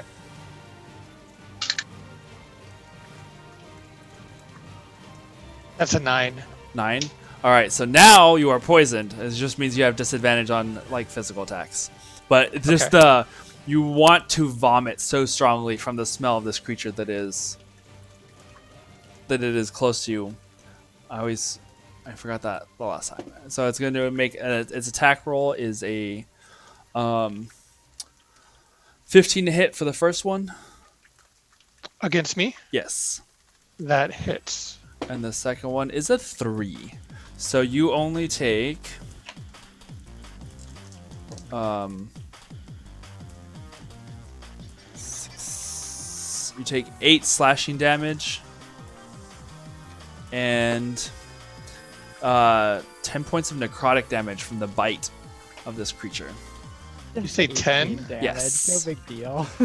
Okay. I'm down then. Okay. Entangled has Ceased. ceased. Yep. As Is the there anyone trapped in the entangle? there was 2 currently in the entangle. And you are now knocked unconscious. As the bite, as it like rears back and like prowls backwards, kind of waiting to see it react, you kind of cough up and throw up at the same time from that stench before you finally just reel over and collapse into the ground. Ew. Ew, so gross. It is now Kindred's turn. So were those 2 that were in entanglement still there? They're still in the same spot. They haven't moved. The entangled, like, Is gone, but they're Yeah. still there. Okay. because they failed their the strength saving throws to tear it out, so they don't get to move till the next round. I'm about to say, so they're still considered restraint for this my turn. No, they're not Okay. restrained anymore. Okay. But they Um, are just the things that were holding them kind of just have fallen, but their turns have already passed. So Okay. Let me see what spells I do have. Alcuin, you're up next. So, seeing that and then seeing Soul go down, could I? How far away is he? The 2 creatures that were in entanglement. 60 feet, because they're straight 60. down from you. 60 plus, Okay. we'll put it at 60 to 70 feet. Okay, so then trying to would I be able to reach in my flask, uncork the oil, and just kind of like toss it to where it falls, and hopefully since it's open, it like spills on them, and then fire bolt them. You can definitely try. It is still wet around, so how well that will work is not sure. But you can Right. definitely give it a shot. I just didn't know if that would be considered like an action to Yeah. do that. Yeah, to uncork and throw it down, yeah, it would be an action. So then I could still fire bolt. No, well, because I Bonus would action say, uncork. yeah, yeah, that's fine. Just for the shits and giggles, we'll go with it this time and see. But yeah, Okay. So then for the oil, do I need to make a ranged attack? yes. Let's try and see if With you can get With my just a straight dexterity check. oh fuck. 15. Not terrible. 15. The flasks lands with it and shatters kind of there on the ground close to them. How well it worked, you're not sure. Okay, and then bonus action, well not bonus action, action firebolt. So that will be a plus 9, 16. 16. Which one are you aiming for? Whichever one it looks like would be nearest the oil, I guess. Because it would have gone right in the middle, so you choose either one. Oh, am I able to see which one looks kind of the one closest to Soul? Well, they're both about the same distance. They're pretty far off. Yeah. I can't see which. Oh, where they sorry, are. they're right here. Oh, Yeah. the one on the left. This one? Yeah. Okay. Go ahead. You said, what did you roll for it? 16 to hit. 16 hits. So then 14 damage. 14. You kind of steady your hand as best you can before you release the magic of the firebolt. Do I have a? No, I just have flare. So it just fires off this bolt of fire that goes streaking down like another firework. It seems like you just do all the pyrotechnics. It smashes into the back of the head of the creature, and you can see it kind of light ablaze, just like oil on top of water. It kind of flickers off its body. Doesn't really stick to it at all, but it does. Like you can see that kind of light the surrounding area. It starts. The way it hit on the back of its head, it just like face plants into the ground. It seems that was enough damage to take that one out. Sweet. So, well done. I just shut down. You're welcome. Aliquin, it is now your turn. Freaking Maui So the one- over here.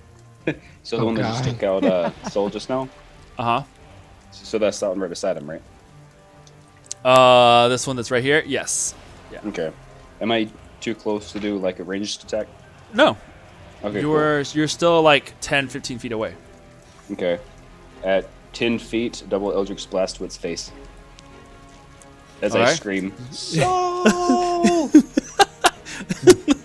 No! Let's see. The first one is going to be a 23. 23. And All right. the second one is going to be a 15. Both hit. Oh, yay. Okay. So for my first damage is going to be a 9. And second one is going to be a 10. So 19 total. A 19 total. All right. Let's see here. That one was.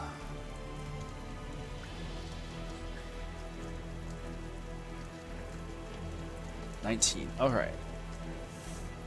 As both of the bolts fly into the creature, it leers over Soul's body and just kind of has this like wicked grin as it looks down. Seems prepared to make a crunch. P.S. Mouse Heart would have went another 30 feet. Yes. So it Alright. would have just got to the bottom of the trunk. Okie doke. That ends your turn. Soul, I need you to make a death saving throw for me, please. What do I got to roll for that again? Just a d20. No Again. modifier.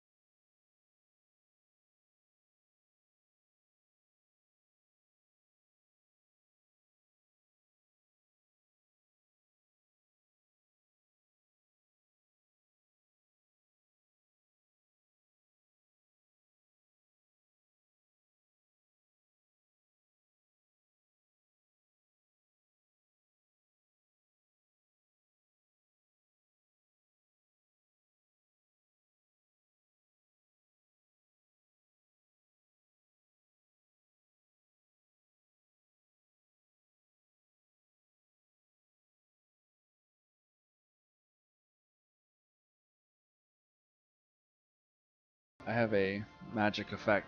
So healing spirit. You see the light that seems to rise from the ground. Little minty fresh greens and purples that kind of blossom in Feywild looking plants, and a transparent tiger. Basically. tiger striped panther like seems to just apparate from the ground and puts itself almost like in a protective stance over your body soul. You are healed for It says here 2d6. 2d6. All right.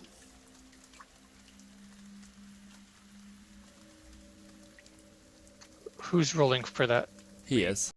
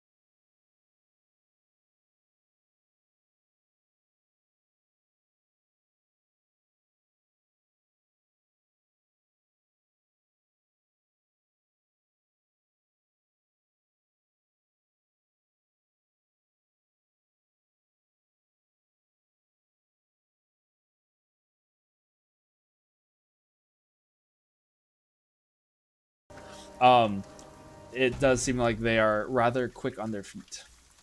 Yes. Ghastly. Sonder, it is now your turn. Okay. I'm gonna strike 2 arrows at the one that's attacking Soul. All right. That's gonna be 27 to hit on the first one, 27 to hit. and That 24 to hits. hit on the second. Both hit. Okay. That's gonna be 8 damage on the first one, Okay. and 7 damage on the second. And then I'm going to have the owl drop me. Wait, what was the first number you said? Oh, sorry. Oh, you went out a bit.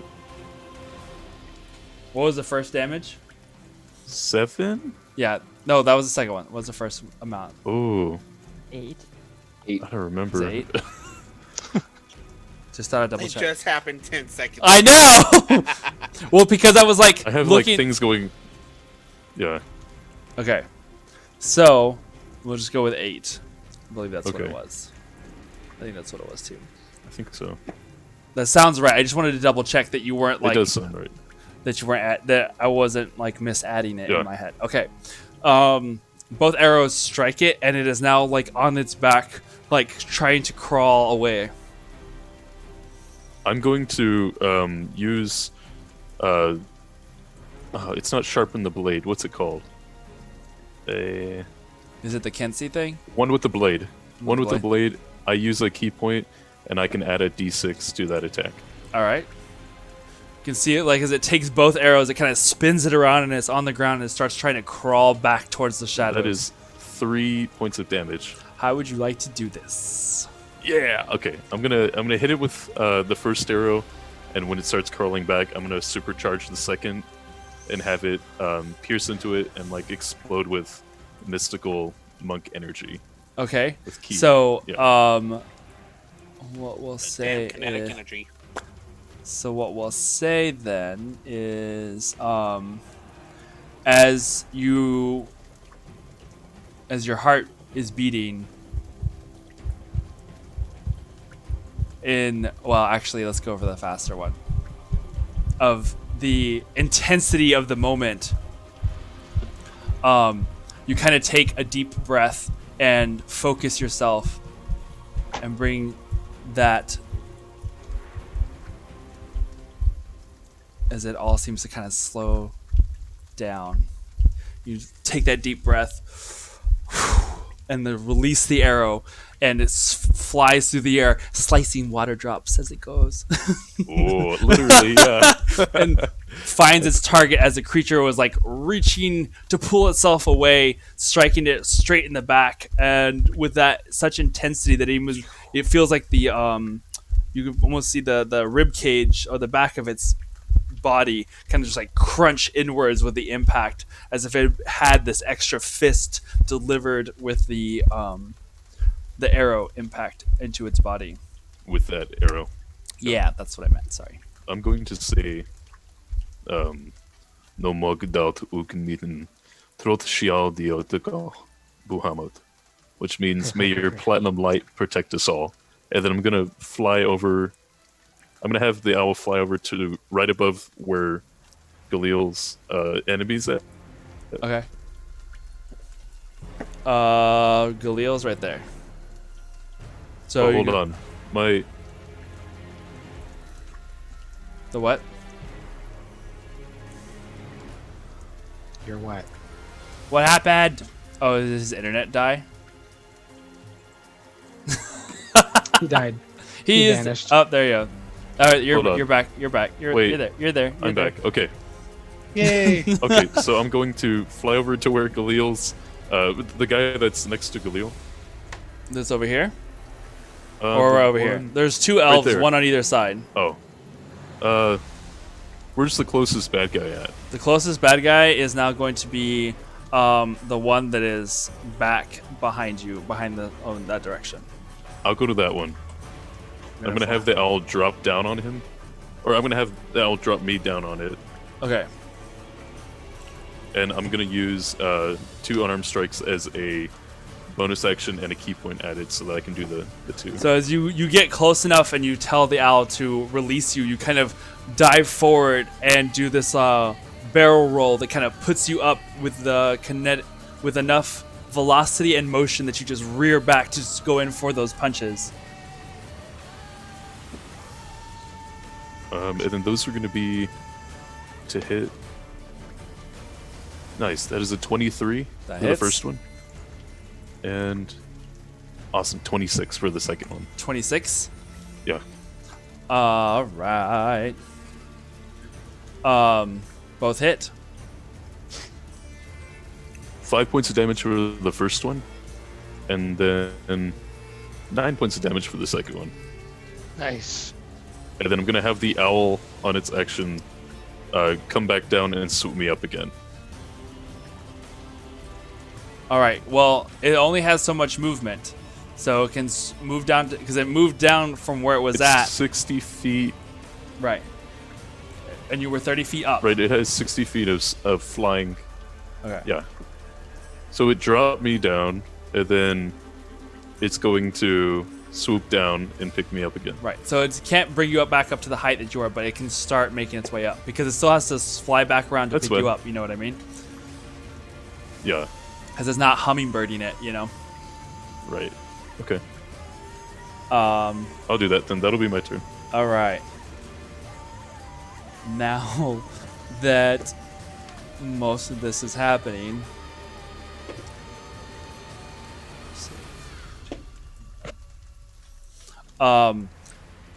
you guys watch as you can hear still the surrounding forest. Occasionally you'll hear the screech and the scream of more of these creatures, but the ones that are the closest seem to be screaming back at them in this like painful whooping sound, and they start to lead, like they start slinking back into the shadows and running. This one is going to try and take off. It's going to use a kind of slink down and duck out of the way, trying to disengage as quickly as it can from the elf that's there, which still will swing at it and it'll still miss. But I'm next to it as well. No, you are back up in the air. Oh, I'm again. back up at 10. Yeah, you're right. Yeah. So, it starts running off into the woods. You can hear Vinren. She turns to the rest, and she's like, "Take your wounded back to the ship. We will finish off the rest." And they kind of dart off into the shadows to try and fight. Well, the few that had escaped from your immediate circle. So it seems like for the moment, the intensity has passed. Soul, you are still there on the ground. You guys see as he like starts to slowly get up from where he was at. Oreo heals him another 10 points. Okay. Awesome. You guys seem to have a moment as you can hear them running off with the occasional yelps and screams as elf seems to be hunting down whatever is left. I'll So- dash down the tree. Go ahead, Alquin. So I have Valak that's still invisible in the air. Okay. So can I close my eyes and go to like where he is and see if I can see a clear path back to the ship? From where you can see, make a perception check for me, please. Maybe. Choo-ka-choo-ka-choo.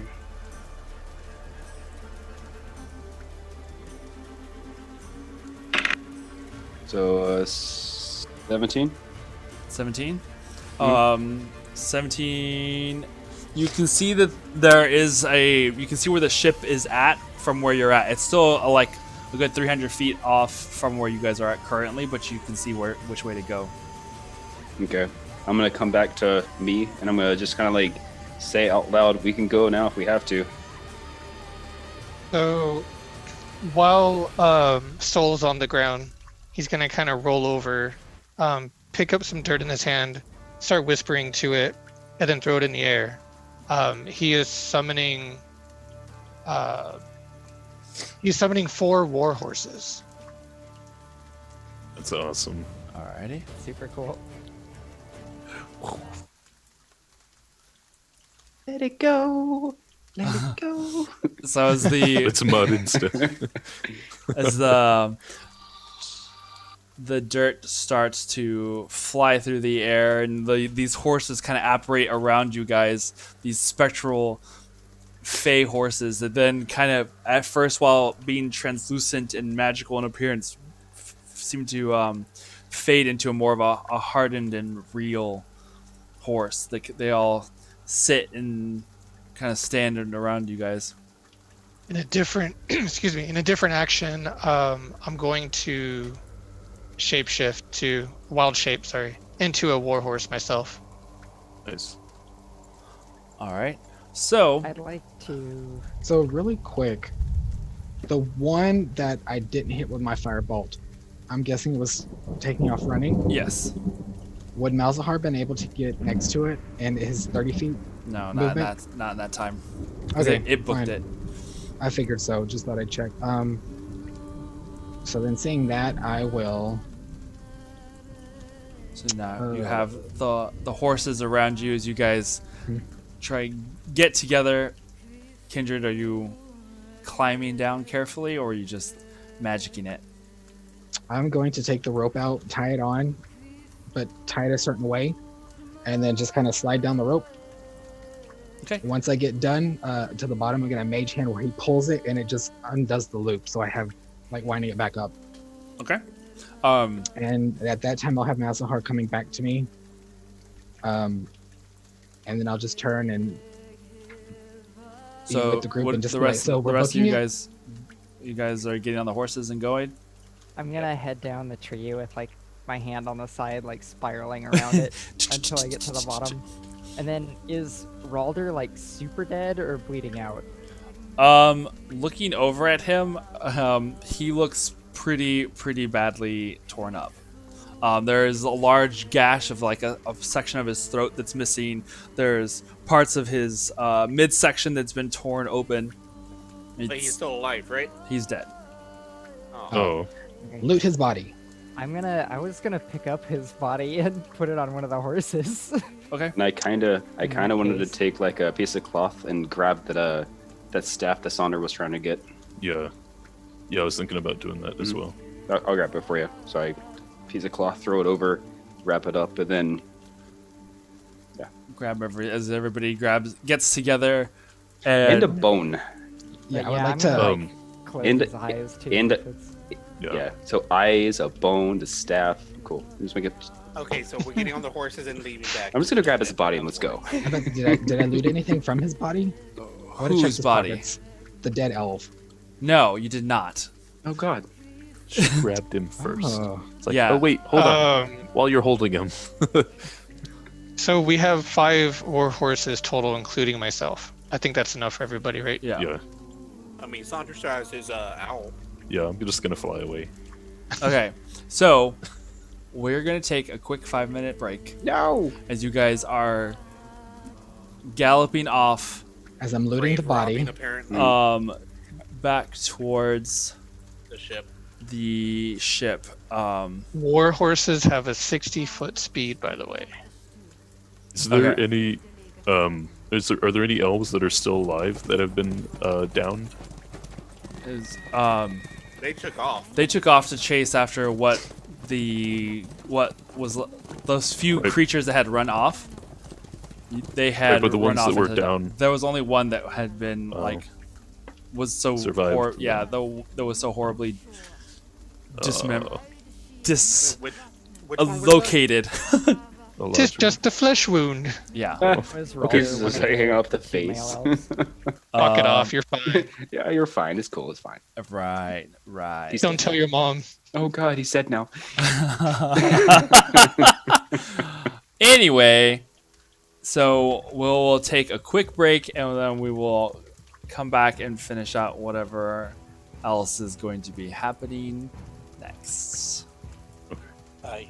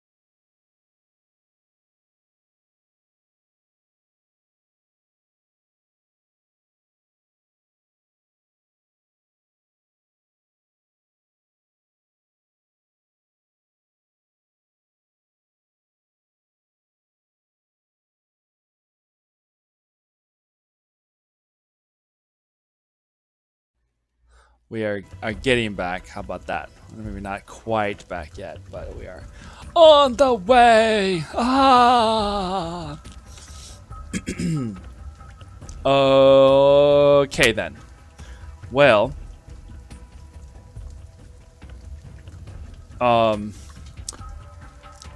welcome back.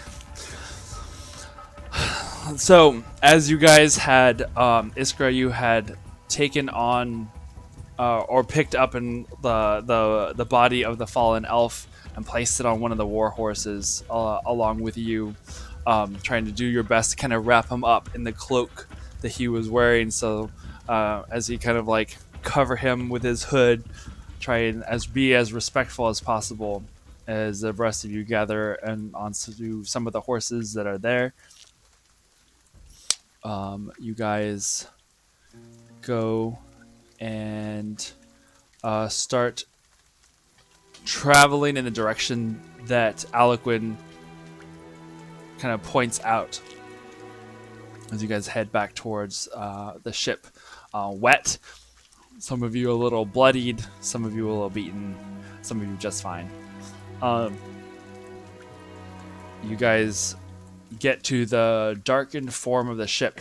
Out in the distance, you guys can hear the occasional screech, now not nearly as frequent as it had been what seems like moments ago.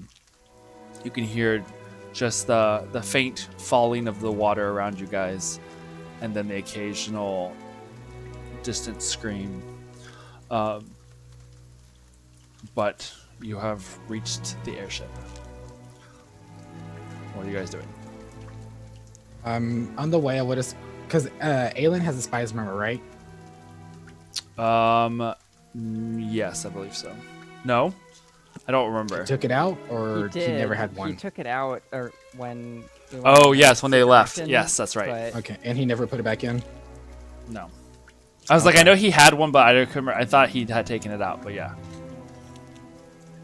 I want to go check on Grandma Billy. All right, where So you? then, Where are you going, Sonder? Once we To get the- back, I would have went down to the bottom floor to check on the boys. All right, we'll get to there. Sonder, where are you going? I'm going to the front of the ship where she normally hangs out. Okay. Well, you mean the captain's Yeah, the area? captain's like On the back. area. It's on the I back don't of know the what ship. it's called. Yeah, it's okay. I knew what you meant. As you go back to the bridge on the back of the ship, as you guys are gathering your things and getting inside, you can see that there are a couple of clawed marks on the sides of the ship. No. And instantly you guys start to fear the worst. You go up to the bridge, and it is dark. And you don't see anybody in there. So Kindred, you go down into the ship, and you can see that there are still a couple of clawed marks on the stairwell going down into the center section. You kind of makes you rush faster, and you come across the horrid stench in the hallway, and you can see a body laying face down in the hallway itself. The smell of death and decay so strong that it nearly makes you want to hurl, but you recognize this body as one of the creatures. There are two charred blast marks where half of its face is gone. And you can see that there are even some of that char and gore seems to have been splattered on parts of the hallway. But you see that there are more scrambling of claw marks that go down the hallway towards the front, where the stairs go down to the second floor, or to the third floor. And you guys rush forward, getting to that next hallway. At the foot of the stairs, you see another blood-soaked body crumpled at the foot of the stairs. One of the arms off a little bit to the side. Another one of the creatures that you guys had fought. Stop So it. who's following me? I'm imagining everybody. Yeah. Oh, Yeah. I want to yell out like as we're getting into that. I'm Could- What? going to It's not yell her. out to Grandma Illy. You yell out into the hallways and to the darkness and the cramped spaces of the airship, and you hear no responses. You get to the third floor, kind of moving in around the dead body. You can see in one of the lanterns that had been hanging up on the wall has been smashed, where it had been like smashed into the wall itself, and then created this more of a darker space. The other lantern on the opposite wall is now laying on the ground, and more claw marks that kind of tear at sections of the wood. And you can see the far back around the corner. You can see that there is a light coming from just out of sight, and there's pools of some sort of black or red smears on the ground. I want to whistle for Finn. Whistle for Finn. And then on the way, could I have like yelled at whoever's like at the end of the line, like to clear the bodies, so that way the stench doesn't build up in here. Seeing what it did to Soul. So that's gonna be me. I'm gonna do that, and also when I'm done, I'm gonna break away and go see if the air elemental is still there. And Okay. since I'm probably all bloody from picking up Ralder anyway, I'll help with the bodies too. Okay. You guys managed to get around the corner where you can see the light coming in from the cargo area of the bottom of the ship. It's like this small, well, I mean, it's a large room that sits at the back bottom section of the airship. And there in the corner, you see kind of all resting against each other, Elena, the boys, and Aelin with a shaky hand, blood coming from a corner of his mouth as he just kind of has his hand shaking in your direction. You can see it kind of glow with this light as if he's about to fire again some sort of magic bolt, and he's just wild-eyed staring at the doorway that you guys are walking into. There in front before you get to him, there are like two other bodies of more of the creatures laying face down, different puncture wounds, and there are parts of them that seem to have been blown off by these blasts. So, Go ahead. But there's No, go no other creatures in the room. Like, can I scan the room really quick? Yeah, there's nothing else. He was facing the doorway. Seems like this was where they had kind of held up, blasting whatever it was coming at them. Soul runs So then up I'll to just- them and asks them, like, are you hurt? Are you okay? And Aelin looks up at you, his eyes wild, and you can see his hand just trembling and shaking. I'll be all right. Kind of lowers it slowly, and just kind of like falls over, and kind of passes out. Can I Misty Step in time to catch him? If you wish, as he like kind of starts to slump over, you just Misty Step up and grab on to him as he kind of falls into your arms. Soul, you can see that he is wounded and has a couple of gash marks on his side. Could I do a what would it be, like a medicine I was just about to. Yeah, I'd like Check to as that. well. to Okay. see if any of them are poisoned? You can see around the gashes. It seems like Aelin is the only one who has been injured. You can see Elena is holding the boys tightly, and she was very happy for the first time to see you guys. And you can see that Aelin, where the gashes are in his robed clothing, you can see that there is some black, where it looks like it kind of spread into his veins a little bit. I'm gonna cast Lesser Restoration to remove any poison. Cool. All right. So as you cast that, and you can see the black veins across his body start to kind of recede, just leaving the gashes there. Any of that like black ichor like on him that's not like being diminished by Soul's heal or like on the floor around him? No, it seems like most of it's blood. That whatever poison had been in the veins seemed to have been in the claws of the creatures. I'm gonna cast Cure Wounds on him too. Okay. He's Finn. gonna do a. Sorry, No, go ahead. I was just gonna say 1d8 plus 5, but I don't know if you care about that. Yeah, go for it. D8.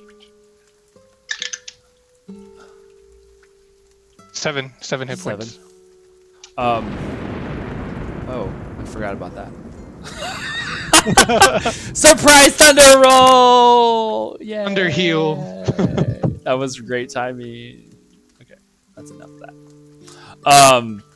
You whistle again for Finn, and you can hear the slow trilling sounds coming from the other side of the ship, from the same bottom section, but on the outside, on the other side. I'm gonna go to it. Okay. You can see that Finn. As you come around the corner, you see that Finn is just kind of laying on the ground, breathing heavily. There's a couple of gash wounds on him as well, but he seems to have downed his own creature, and they're just kind of standing over it, just like. Oh, buddy, I'm gonna go up to him and just pick him up and carry him back. Okay. Good. He seems alive, but he is After wounded. Soul finishes casting Cure Wounds on him, I'm gonna flip him over my shoulder and start making my way up to his room. Okay. And I'll just turn back and look at Soul and be because the creatures are there's 2 bodies. They're just in this open cargo bay where you keep most of the supplies. There are 2 that are just laying face down on the ground there. So, in carrying him back to his room, I'll just turn back to Soul. Soul, leave one of those bodies untouched. I want to examine it when I get back. And What? And then I'll just. vial of venom. Oh. Okay. I was like, what? Right? I will not touch one, but please hurry. I think we need to remove these as soon as we can. So, we'll say over the course of the next hour or so, you guys remove all of the bodies of the creatures, aside from the one that you were wanting to kind of look over. Or in that hour, you can look it over, bringing Aelin back up to his room and then coming back down. Yeah, I'll just kind of tend to him, make sure he's not in any immediate danger, and then come back down and investigate it. Yeah, he seems exhausted, but he goes to sleep. Alina, as you guys are kind of gathering together, throwing off the last of the bodies from the cargo hold, after you've go ahead and make an investigation check on it. Alina turns to the rest of you guys. I really don't think we would have been here had it not been for that boy. He's a brave one. He'll do well, just like the rest of you. I hope you guys killed a whole lot of those fuckers. We did. But I got a 14 plus 9, 23 investigation. 23? Mm-hmm. Okay. In that time, as you are looking over it, we'll get to that in a little bit. Is there anything particular you were looking for right off the bat? I just want to identify what they are, see if it's venom, and pretty much just as much information as I can get out of it. Yeah. Just know that they're still in the forest around us. Right. These creatures you have read about before. They're called ghasts. And you've actually fought 1 or 2 before, I believe. In your guys' earlier days, there was some in the cavern where at the end of the Phandalin campaign. In that last cavern, I think there was some of the creatures that you guys had fought something similar to that. They had so been long ago. I know. Well, yeah, it was kind of a long time ago.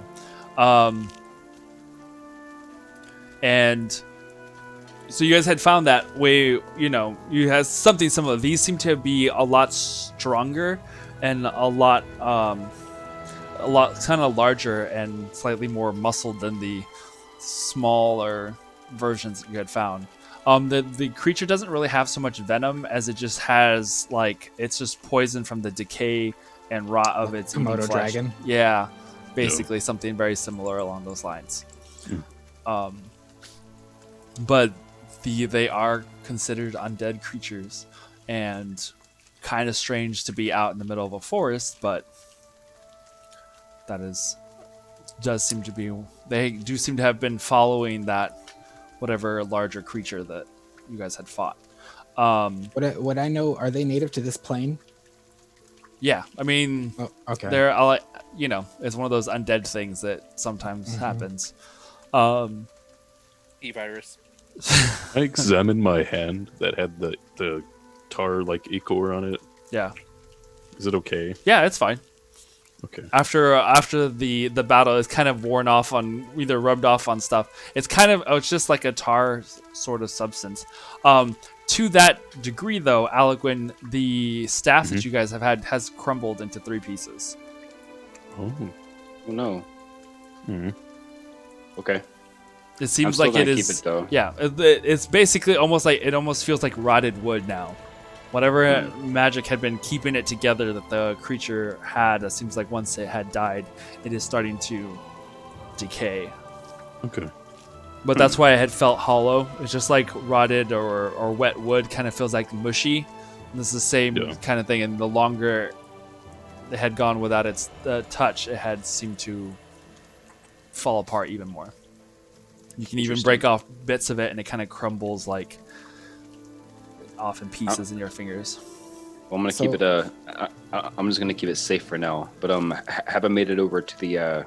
The air elemental? Yeah, the air elemental is still within its bounds. Okay. So you guys. So are the gas considered humanoid? Yes. I will take a vial of one of their blood. They are considered undead. Okay. Humanoid undead? Right? How does, I don't know how that works. They're they look humanoid, they have a humanoid look to them, Yeah. right? Sure. Yeah. Well, Humanoid in shape. But yes, you can try and gather some. Okay, so yeah, I'll collect a vial of the blood from the one we have before we toss it out. I'm gonna take bones. And as you guys toss out the bodies, are you guys just tossing them out into the rain, or are you gonna burn them, or what are you doing? I would suggest we burn them. Yeah, we're burning the shit out of them. I want to take a After tooth. that, I guess we should start taking rest, but guard. Mm-hmm. Can I take their teeth? Like for darts? You could definitely try. Okay, I'm gonna do that then. Make a nature check for me. Okay. Ew. Ew. Gross. I got an 11 for nature. 11? Okay. It seems like as you were trying to pull these, some of these teeth come off pretty easily, and some just snap and break. They're hollow and They're brittle. brittle. Yeah. Oh, gross. Well, actually, that's not bad for a dart. So you managed to So gather help them take 6. You managed to gather 6. Okay. Before we burn them, actually, I'll run up to Aliquin. Bunch of mad scientists you guys are. Go ahead. I'm taking all the bones I can find, like all the ones you guys are getting ready to burn. I'm just Well, Cutting, we're going slicing, in and well, yeah, like directly at the joints. I twist and well, actually, I I would pull run the up to you ligaments. and ask you, hey, did you say you needed corpses earlier? Yes, I did. I'm actually like half looking through my book, half dagger in one hand, looking to see okay, what parts do I need, and is it, yeah. Soul is standing there waiting to burn these things, and people keep on going wait, hold on. So you don't need a full corpse. You just Soul, need a torch it. corpse, right? Torch it, Well, soul. yeah. Just it doesn't really even specify in here how many I need. I can do up to this many, and I'll point to it. But How many is that? 5, and I think, yeah. Looking around, I'll cut off the head of 5 of them, leaving just the bodies. Nice. And be like, I want that way in both of case you they to do make. come back. both of you make Constitution checks. Oh shit. no. As we both burst into flames. Constitution The saving bear throws. smell. Constitution? Constitution saving Right? throws. Get some funky gas. bacteria. Yes, Constitution. Where's that saving at? throws. Okay, I got a 16. Oh, okay. Plus 2. So 17 plus 2. 19. Okay. Yeah, 19. So I'm just checking to see if you guys threw up or not, because these things reek so badly. Really? Hey, that's what it says. Okay. I'm just Okay. going, Torch it. just going Torch by its soul. the smell alone of these. It's like dead bodies that are been eating dead bodies. So you can Right. just imagine the. Like necrotizing fasciitis smell. Sure. That exactly that. Yeah. Had a baby with C. diff. Yes, let's go. Okay. Oh my god. So I'm not going to be taking any of the flesh. It's like while I'm taking out the actual bones, I'm kind of like peeling off the tendons and the fascia to actually get just the clean bone. Oh, is that all? Well, it's that- it's not Thank you. skeletons. Another My thoughts Constitution exactly. saving throw. Oh, is that all? Just so simply. You know how that's it. long that skinning things takes? Yeah, I'd say we just decapitate them for now in case they come back. They can't bite us, but you have your corpses. Yeah. I As I guess. start tossing heads in a pile to burn them. Torch its soul. I'm gonna wrap my I'm like, scarf around my just waiting. face. You have the Back up gasoline and the Let's click go. lighter in one hand. Just like, Let's just burn this. Can we go now? Can we go now? As you guys are finishing up and finally alight this pile of corpses, it seems that the much of what had been raining has now stopped and has just left the quiet of the forest sounds. Although that sounds not so quiet, but I'm going to Aylin's room. okay.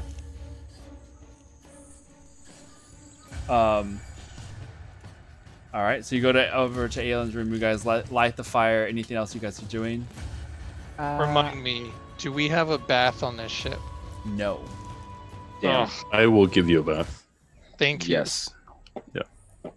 I Eight? didn't No. put Ralder into the fire with the ghasts. 'cause Right, That's not a fitting. Yeah, Yeah. I figured. Oh. But yeah. I'd like to ask Kindred though. Kindred, do you have any way that we can contact those elves? And point of fact, as you are having this conversation, you guys do hear the booted feet up on the deck above. I would be on the deck. Yeah. Currently, anyway. Okay, so then you upcut. You know, I'd you say do we're hear, mostly on the deck if we're dealing with the corpses. right. Okay. So then you guys hear the occasional ba-thum, ba-thum, ba-thum, ba-thum of the. I just turn around with my hand outreached, like ready to blast whatever I need to, in case. You see Yeah, the. I look the opposite direction from Kindred, but also ready. You see the 4 rangers that had been out in the woods have now returned. One of them kind of clutching at her side as they come forward to you guys. I quick hand her my extra poultice that Kindred had given me. She- Since I used the one that Sonder gave to me. All I right. hand it. She grabs it and kind of like smells it before drinking it I made down. it myself. She hesitates as it's at her lips, and then That's finally racist. takes a another sip of it before she kind of downs it completely. And then she died. Inspired. Fuck you. You can see the one who had taken the poultice was Vinrin. She's the one who had the leader. Who needed it? Much appreciated. Was not bad for a hobgoblin, if you don't mind me saying so. This is Um, just temporary. Unfortunately, we weren't able to save your man. I kind of motioned to the wrapped up body. I appreciate it. Ralden was a good one, but he knew as well as we all did that it was more than likely going to be a one-way trip. You all fight very well. We were very lucky to have you with us. I don't think we would have been able to take all of them just by ourselves.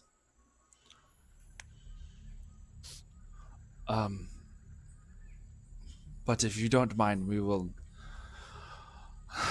relieve you of his body and we can take him back to our village. Why not stay with us for the night at least until morning can recover somewhat? Well, I would not Safety want in to. numbers. True. Please, But- we have plenty of room. For the moment, the forest is safe. Saunders giving us a bath later. I'm getting one right now.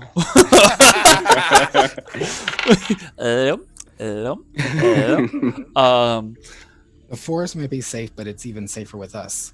Just for the night. We will take you wherever you need. We could drop you directly on your village on our way. I will consider your offer. We will stay with you this night, but I will, if you don't mind, I'm going to sleep on it as far as bringing us to the village. We haven't really had contact with anyone outside the forest in over 100 years, probably. I Did- have a question. Did not end so well the last time. Sorry, let's go for it. Well, Why is it that these creatures are here in the forest? It's not normal for them to be in such a place, right? normally, no. There's an old ruin east of here that occasionally seems to spit out creatures. Not normally as bad as that one. And it's, History check? and it's part of our tribe's purpose is to make sure that anything that does escape those ruins doesn't get too far out. But this one was particularly vicious and had a rather large following, as you saw. It's been invading us for quite some time.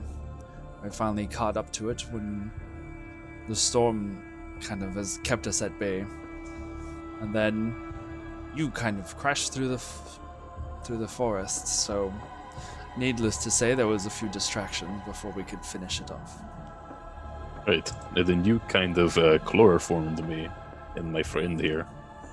I would say I apologize about that, but we have our reasons. Right. The last time we saw airships, it wasn't quite for anything good. Not exactly a welcome sight, aren't they? Right. Not They're That's no friends of understandable. ours either, just to be clear. So you're not with the Empire, that's good. If you don't mind, I would like to sit down a bit. Is there a place we can talk a little more at ease? She turns back to the other man with them. Talrun, Raya, go and take Ralden down below. Do you have a place where we can keep him for the moment? Y'all can take them to my room. I'm just gonna finish setting up my wards on the ship as I start casting alarm as ritual. I would not wish to impose to put a body of our fallen inside your room. Surely there's another place. I just like totally could just put 'em like on wave the her menu. away, like dismiss her, like just do it. It's not the only one in there. All the ones in the closet. Ayy. I don't know about those. Follow me. What? No. You I'll guys. escort them down to the minnow, and we'll Oh. keep Raldena in there for now. Okay. Yeah, they lay him down, lay the cloak over his body. Eventually, you guys all meet up in the galley after Alina brings you guys some some refreshments, some food, and some ale to kind of help relax a little bit. Soul's gonna take his food and drink upstairs into the deck. Sit on the floor against that pillar that he likes, his little comfort spot. Okay. And eat and drink, and then relax with his eyes closed. Just focusing on just listening, just to make sure nothing comes around. While you're sitting up there and you're listening, you can tell that even though at this hour of the night, with whatever the creatures had been out there, they did not. It does seem a lot more peaceful now than it did before. Whereas before it was like the storm was there, and sure, you couldn't hear much outside of it. There is now at least a semblance of life in the forest, whereas before it had felt kind of quiet and still. So it does feel a lot more peaceful out there. And we left those bodies up on the deck, right? I'm assuming they're over on off the side of the burning on the side of the outside on the grass outside the ship. Well, like the ones for Eloquent we left. Oh, yes. Right. So after like things are settled, knowing that they're undead, you see me whisper some words, and then out of my foot sleeve from my robes, you see Malzahar slither out, and he's just gonna go keep guard and make sure they don't wake up or move or do anything weird for the night. Okay. If they do, he's gonna come back to me straight away. The snake slithers as such in a creepy movie as it slithers through the bones of that you guys have gathered, kind of setting itself there so that it can keep watch and make sure that they do not stir. The rest of you guys, what are you guys doing? Go ahead. I'm just going to tend to the wounds of the leader that had her leg gashed. Okay. Do a medicine check. It's just on her side. But yeah, go ahead and make a medicine check.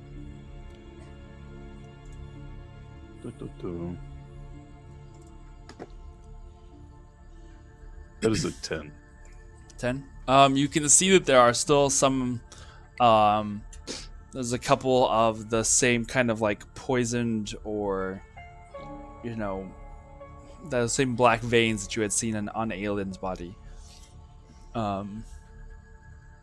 They don't seem to be as strong, and whatever the potion that Iskra had given her seems to have closed up the wounds, even though it almost looks like a bruise basically now. It's just kind of like a veiny kind of bruise in the spots where she had been gashed on the side. I'm going to go outside and look for, try to identify and find any plants that might help with inflammation. Okay. Are you just going to go out in the night with like a lantern or something? I'll have a torch. Yeah, he's not going alone either. When I see him start going out there, Soul's gonna go like, wait, now hold on. Seeing y'all head toward the door, I just whistle at y'all like, hey, there's no need, I got it.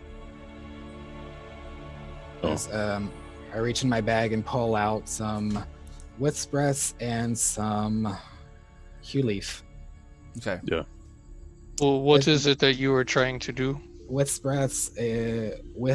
Breath slows intoxication if ingested, and Hue Leaf is antitoxin if ingested. That's awesome. That's really good. That works. I could also cast a spell to get rid of it, but that works too. So basically, you guys spend the next little bit, patching each other up. As you guys settle in for the night, Kindred have set up wards around the ship. And then, would I have been able to do a history check for the runes that she was referring to? There are many ruins that are sprinkled throughout the forest, so it's kind of hard to tell which ones it could, without any more detail than just saying to the east of us. Right. Well, then can I There is a major one. Let me see here. Well, then, like, after everything's kind of like quieted down, like, kind of press her more on that. Um. Yes. What did you roll the first time? I didn't roll yet. I was waiting Oh. to see what you had said. But I can roll. Yeah, go for it. Then Eloquent had something to do. 17 plus 9, 26. 26. There is one large ruin that everyone kind of knows to avoid. It's an old elven. It had once been like an elven settlement that then became like a city. It went by the name of Ascalhorn. And is the most Ascalhorn. Ascalhorn. But after a couple of rather disastrous events, it had since been kind of deemed a stay out zone kind of thing, and it has gone by several monikers before: Ghoulhold, Hellgate Dell, Hellgate Keep. It has a couple of different names and seems to have a tie to some of one of the disasters that seems to pull things from darker dimensions. So it is kind of a do not enter at your own risk kind of place that everyone kind of stays away from. It could be what she was referring to, and impressing a little more about the place. The description seems to match. So then in Elvish, I would have just kind of like mentioned, like, is this the ruins you're talking to? If those were the ruins, okay. Well, we'll get to that in a minute. Eloquent, what was it you wanted to? I was gonna go up to where Soul was, and I was gonna like about to take a short rest, but then I was gonna start playing with the necklace and see if like what we did with the lightning actually did anything to it. Okay. Like do just like magic on it, sit there, hold it, feel it, see if there's any different radiant energy that I can feel from it. Okay. That's more simplified. Sure. As you cast detect magic on it, it is extremely powerfully lit now. What had once been kind of a duller glow to it, is now reminiscent of whenever you had been in Ravnica. Does Soul see him doing that? I don't know. Probably not if he's on the deck by himself. I don't know. It's up to you guys. Were you up there? Well, I mean, Yeah. I was, like I was walking over to where Soul was because he said, Okay. Because he was Then going to yes. sit by the pole he likes. So yeah. All right. So then, yeah, you would have seen him do that. I call Eloquent over, just kind of wave at him. Yeah. Hi. And I kind of like, Eloquent. I just kind of like plop down beside you. I look tired, by the way. I look really freaking tired. I would imagine. Eloquent, and he looks at the necklace and he goes, "You make me worry." Why is that? I think he's having a hard time putting the words together again, because it's still baffling to him. You put lightning inside of the necklace, and I will help you. Like I said, I would. But I'm really tired. I cannot heal if need be. So just be careful, please. And then he wraps his arm around Eloquent and kind of like pulls him in. I let it happen. And just kind of like, I just kind of like sink into the fur of his side, and I wasn't gonna do anything. I'm just, you're right. It's been a long day. I wasn't gonna do anything. Just, I'm glad you're okay, and I'm glad that you could fight like you can, because that could have went really bad really fast. Well, you saved me. You and Sonder did, and I will not forget that. And he hugs a little bit tighter. You make a really good team, I guess. All of us. Agreed. Agreed. I am very blessed and grateful that I have met you and come across you all. I kind of just put the necklace away, and do you know what time it is right now? Are you asking him or are you asking me? Well, it was kind of like a Do both I thing. know what time it is, or are you we know asking what time him? it is right now? Saul does know what time it is, but Aaron, go ahead. Go ahead. I mean, it is way after dark. You're probably pushing midnight by this point. Okay. Well, I like lean back a little bit, give one of those little goodbye squeeze hugs, and I'm gonna go up to my room because wash off this dirty smell, and then I'll just see you tomorrow. Okay. Okay, I will be here. I wish I could be out on the ground, but that is not safe, and I do not feel like being in a small room. Yeah. We'll go camping again next time. How about that? Okay, I like that. Me too. All right. I'm gonna go find Sonder real quick to get a good wash off. I get up and go find Sonder real fast. Okay. All right. Well, anything else you guys wanted to do? Kindred, have your conversation set aside. Gilliel, what are you doing? I'm in Aylin's room now. Okay. I'm gonna be resting out here with Finn. While I'm Okay. looking at Aylin, I'm gonna double check to see if the guys messed anything. Okay. Yeah. Kind of give him the little once over. And then while I'm looking at him, I'm gonna focus my ears Focus your ears. to where I can Okay. hear the prayer or cry for help in 100 feet. Like doing this radar thing. His ears. Yeah, because now he has cat ears. It just kind of like. As you are concentrating, you can hear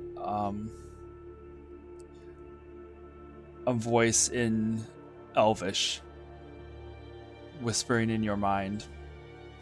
Okay, cool. Yeah, Can you you're guys back. hear me? Yeah, I can hear you now. Kind of whispering in your mind. And do you understand Elvish? Okay, so you just hear it kind of whisper in a prayer-like form in your mind.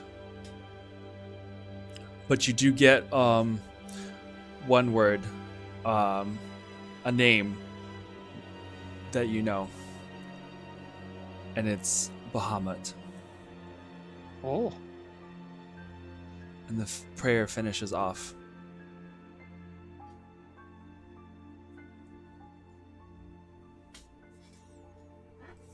Then I'm just gonna go put my hand on Aylin just to say, Whoop, you disconnected.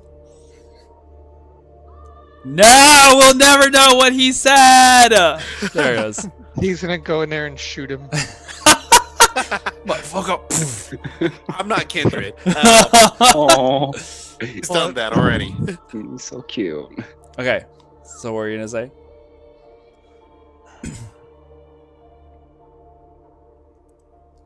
I'm just gonna ask Selena to bless him and then pass out. Okay. As you say the prayer, invoking your heritage, as it were, and kind of murmuring to yourself in Celestial, you hear a voice in the back of your mind. I'm proud of you. And it's one of the last sounds you hear before you pass out on the bed there next to him. And that is how we will end for tonight.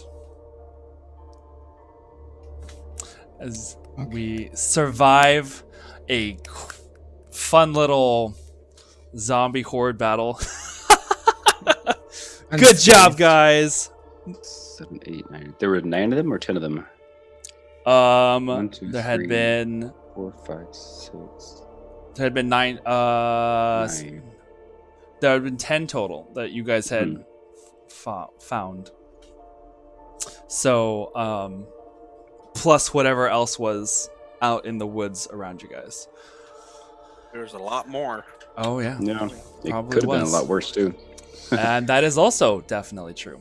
But I think I'm we full will, health. but we will pick up with any more late night doings, and before you guys set off for the final trek to Silvery Moon, and the final destination of your current quest, as it were, as that's going to be exciting. The real planning begins. This was just all the fun little tiddlywinks along the side. These were all the fucking side quests that Tiddlywink. distracted us. You're all, yeah, Soul's like, tiddlywinks, I fucking died! Well, you didn't die. You just Almost died. made death Almost flat saving out. throws. Yeah. Hey, if we haven't had that, I mean, thank you for bringing that little extra to our shenanigans, because we haven't had death saving throws in a while. Mhm. I don't We think. haven't. Fair. It's been a minute. Oh. But we also haven't had like a lot extended combat in a while either. So That's true. we'll That see was how. good. One that like began in one session and then kept Yeah, going. kind of kept transferred over. Yeah, can you imagine if we had tried to do that whole? No, that would have been one Yeah. whole session, but it just did not. It did not pan out that way, which is fine. Which is fine. I was trying to conserve my spells too because I knew at some point I was gonna want to do the summon the creatures and all of that. So I was like, oh my god, I'm trying to save my spells. What do I do? What do I do? But that's And a lot of that carried over from last game too, I think, right? yeah. Yep. All right, guys. Well, thank you for joining us, and we will see you next time. Yo! Yay!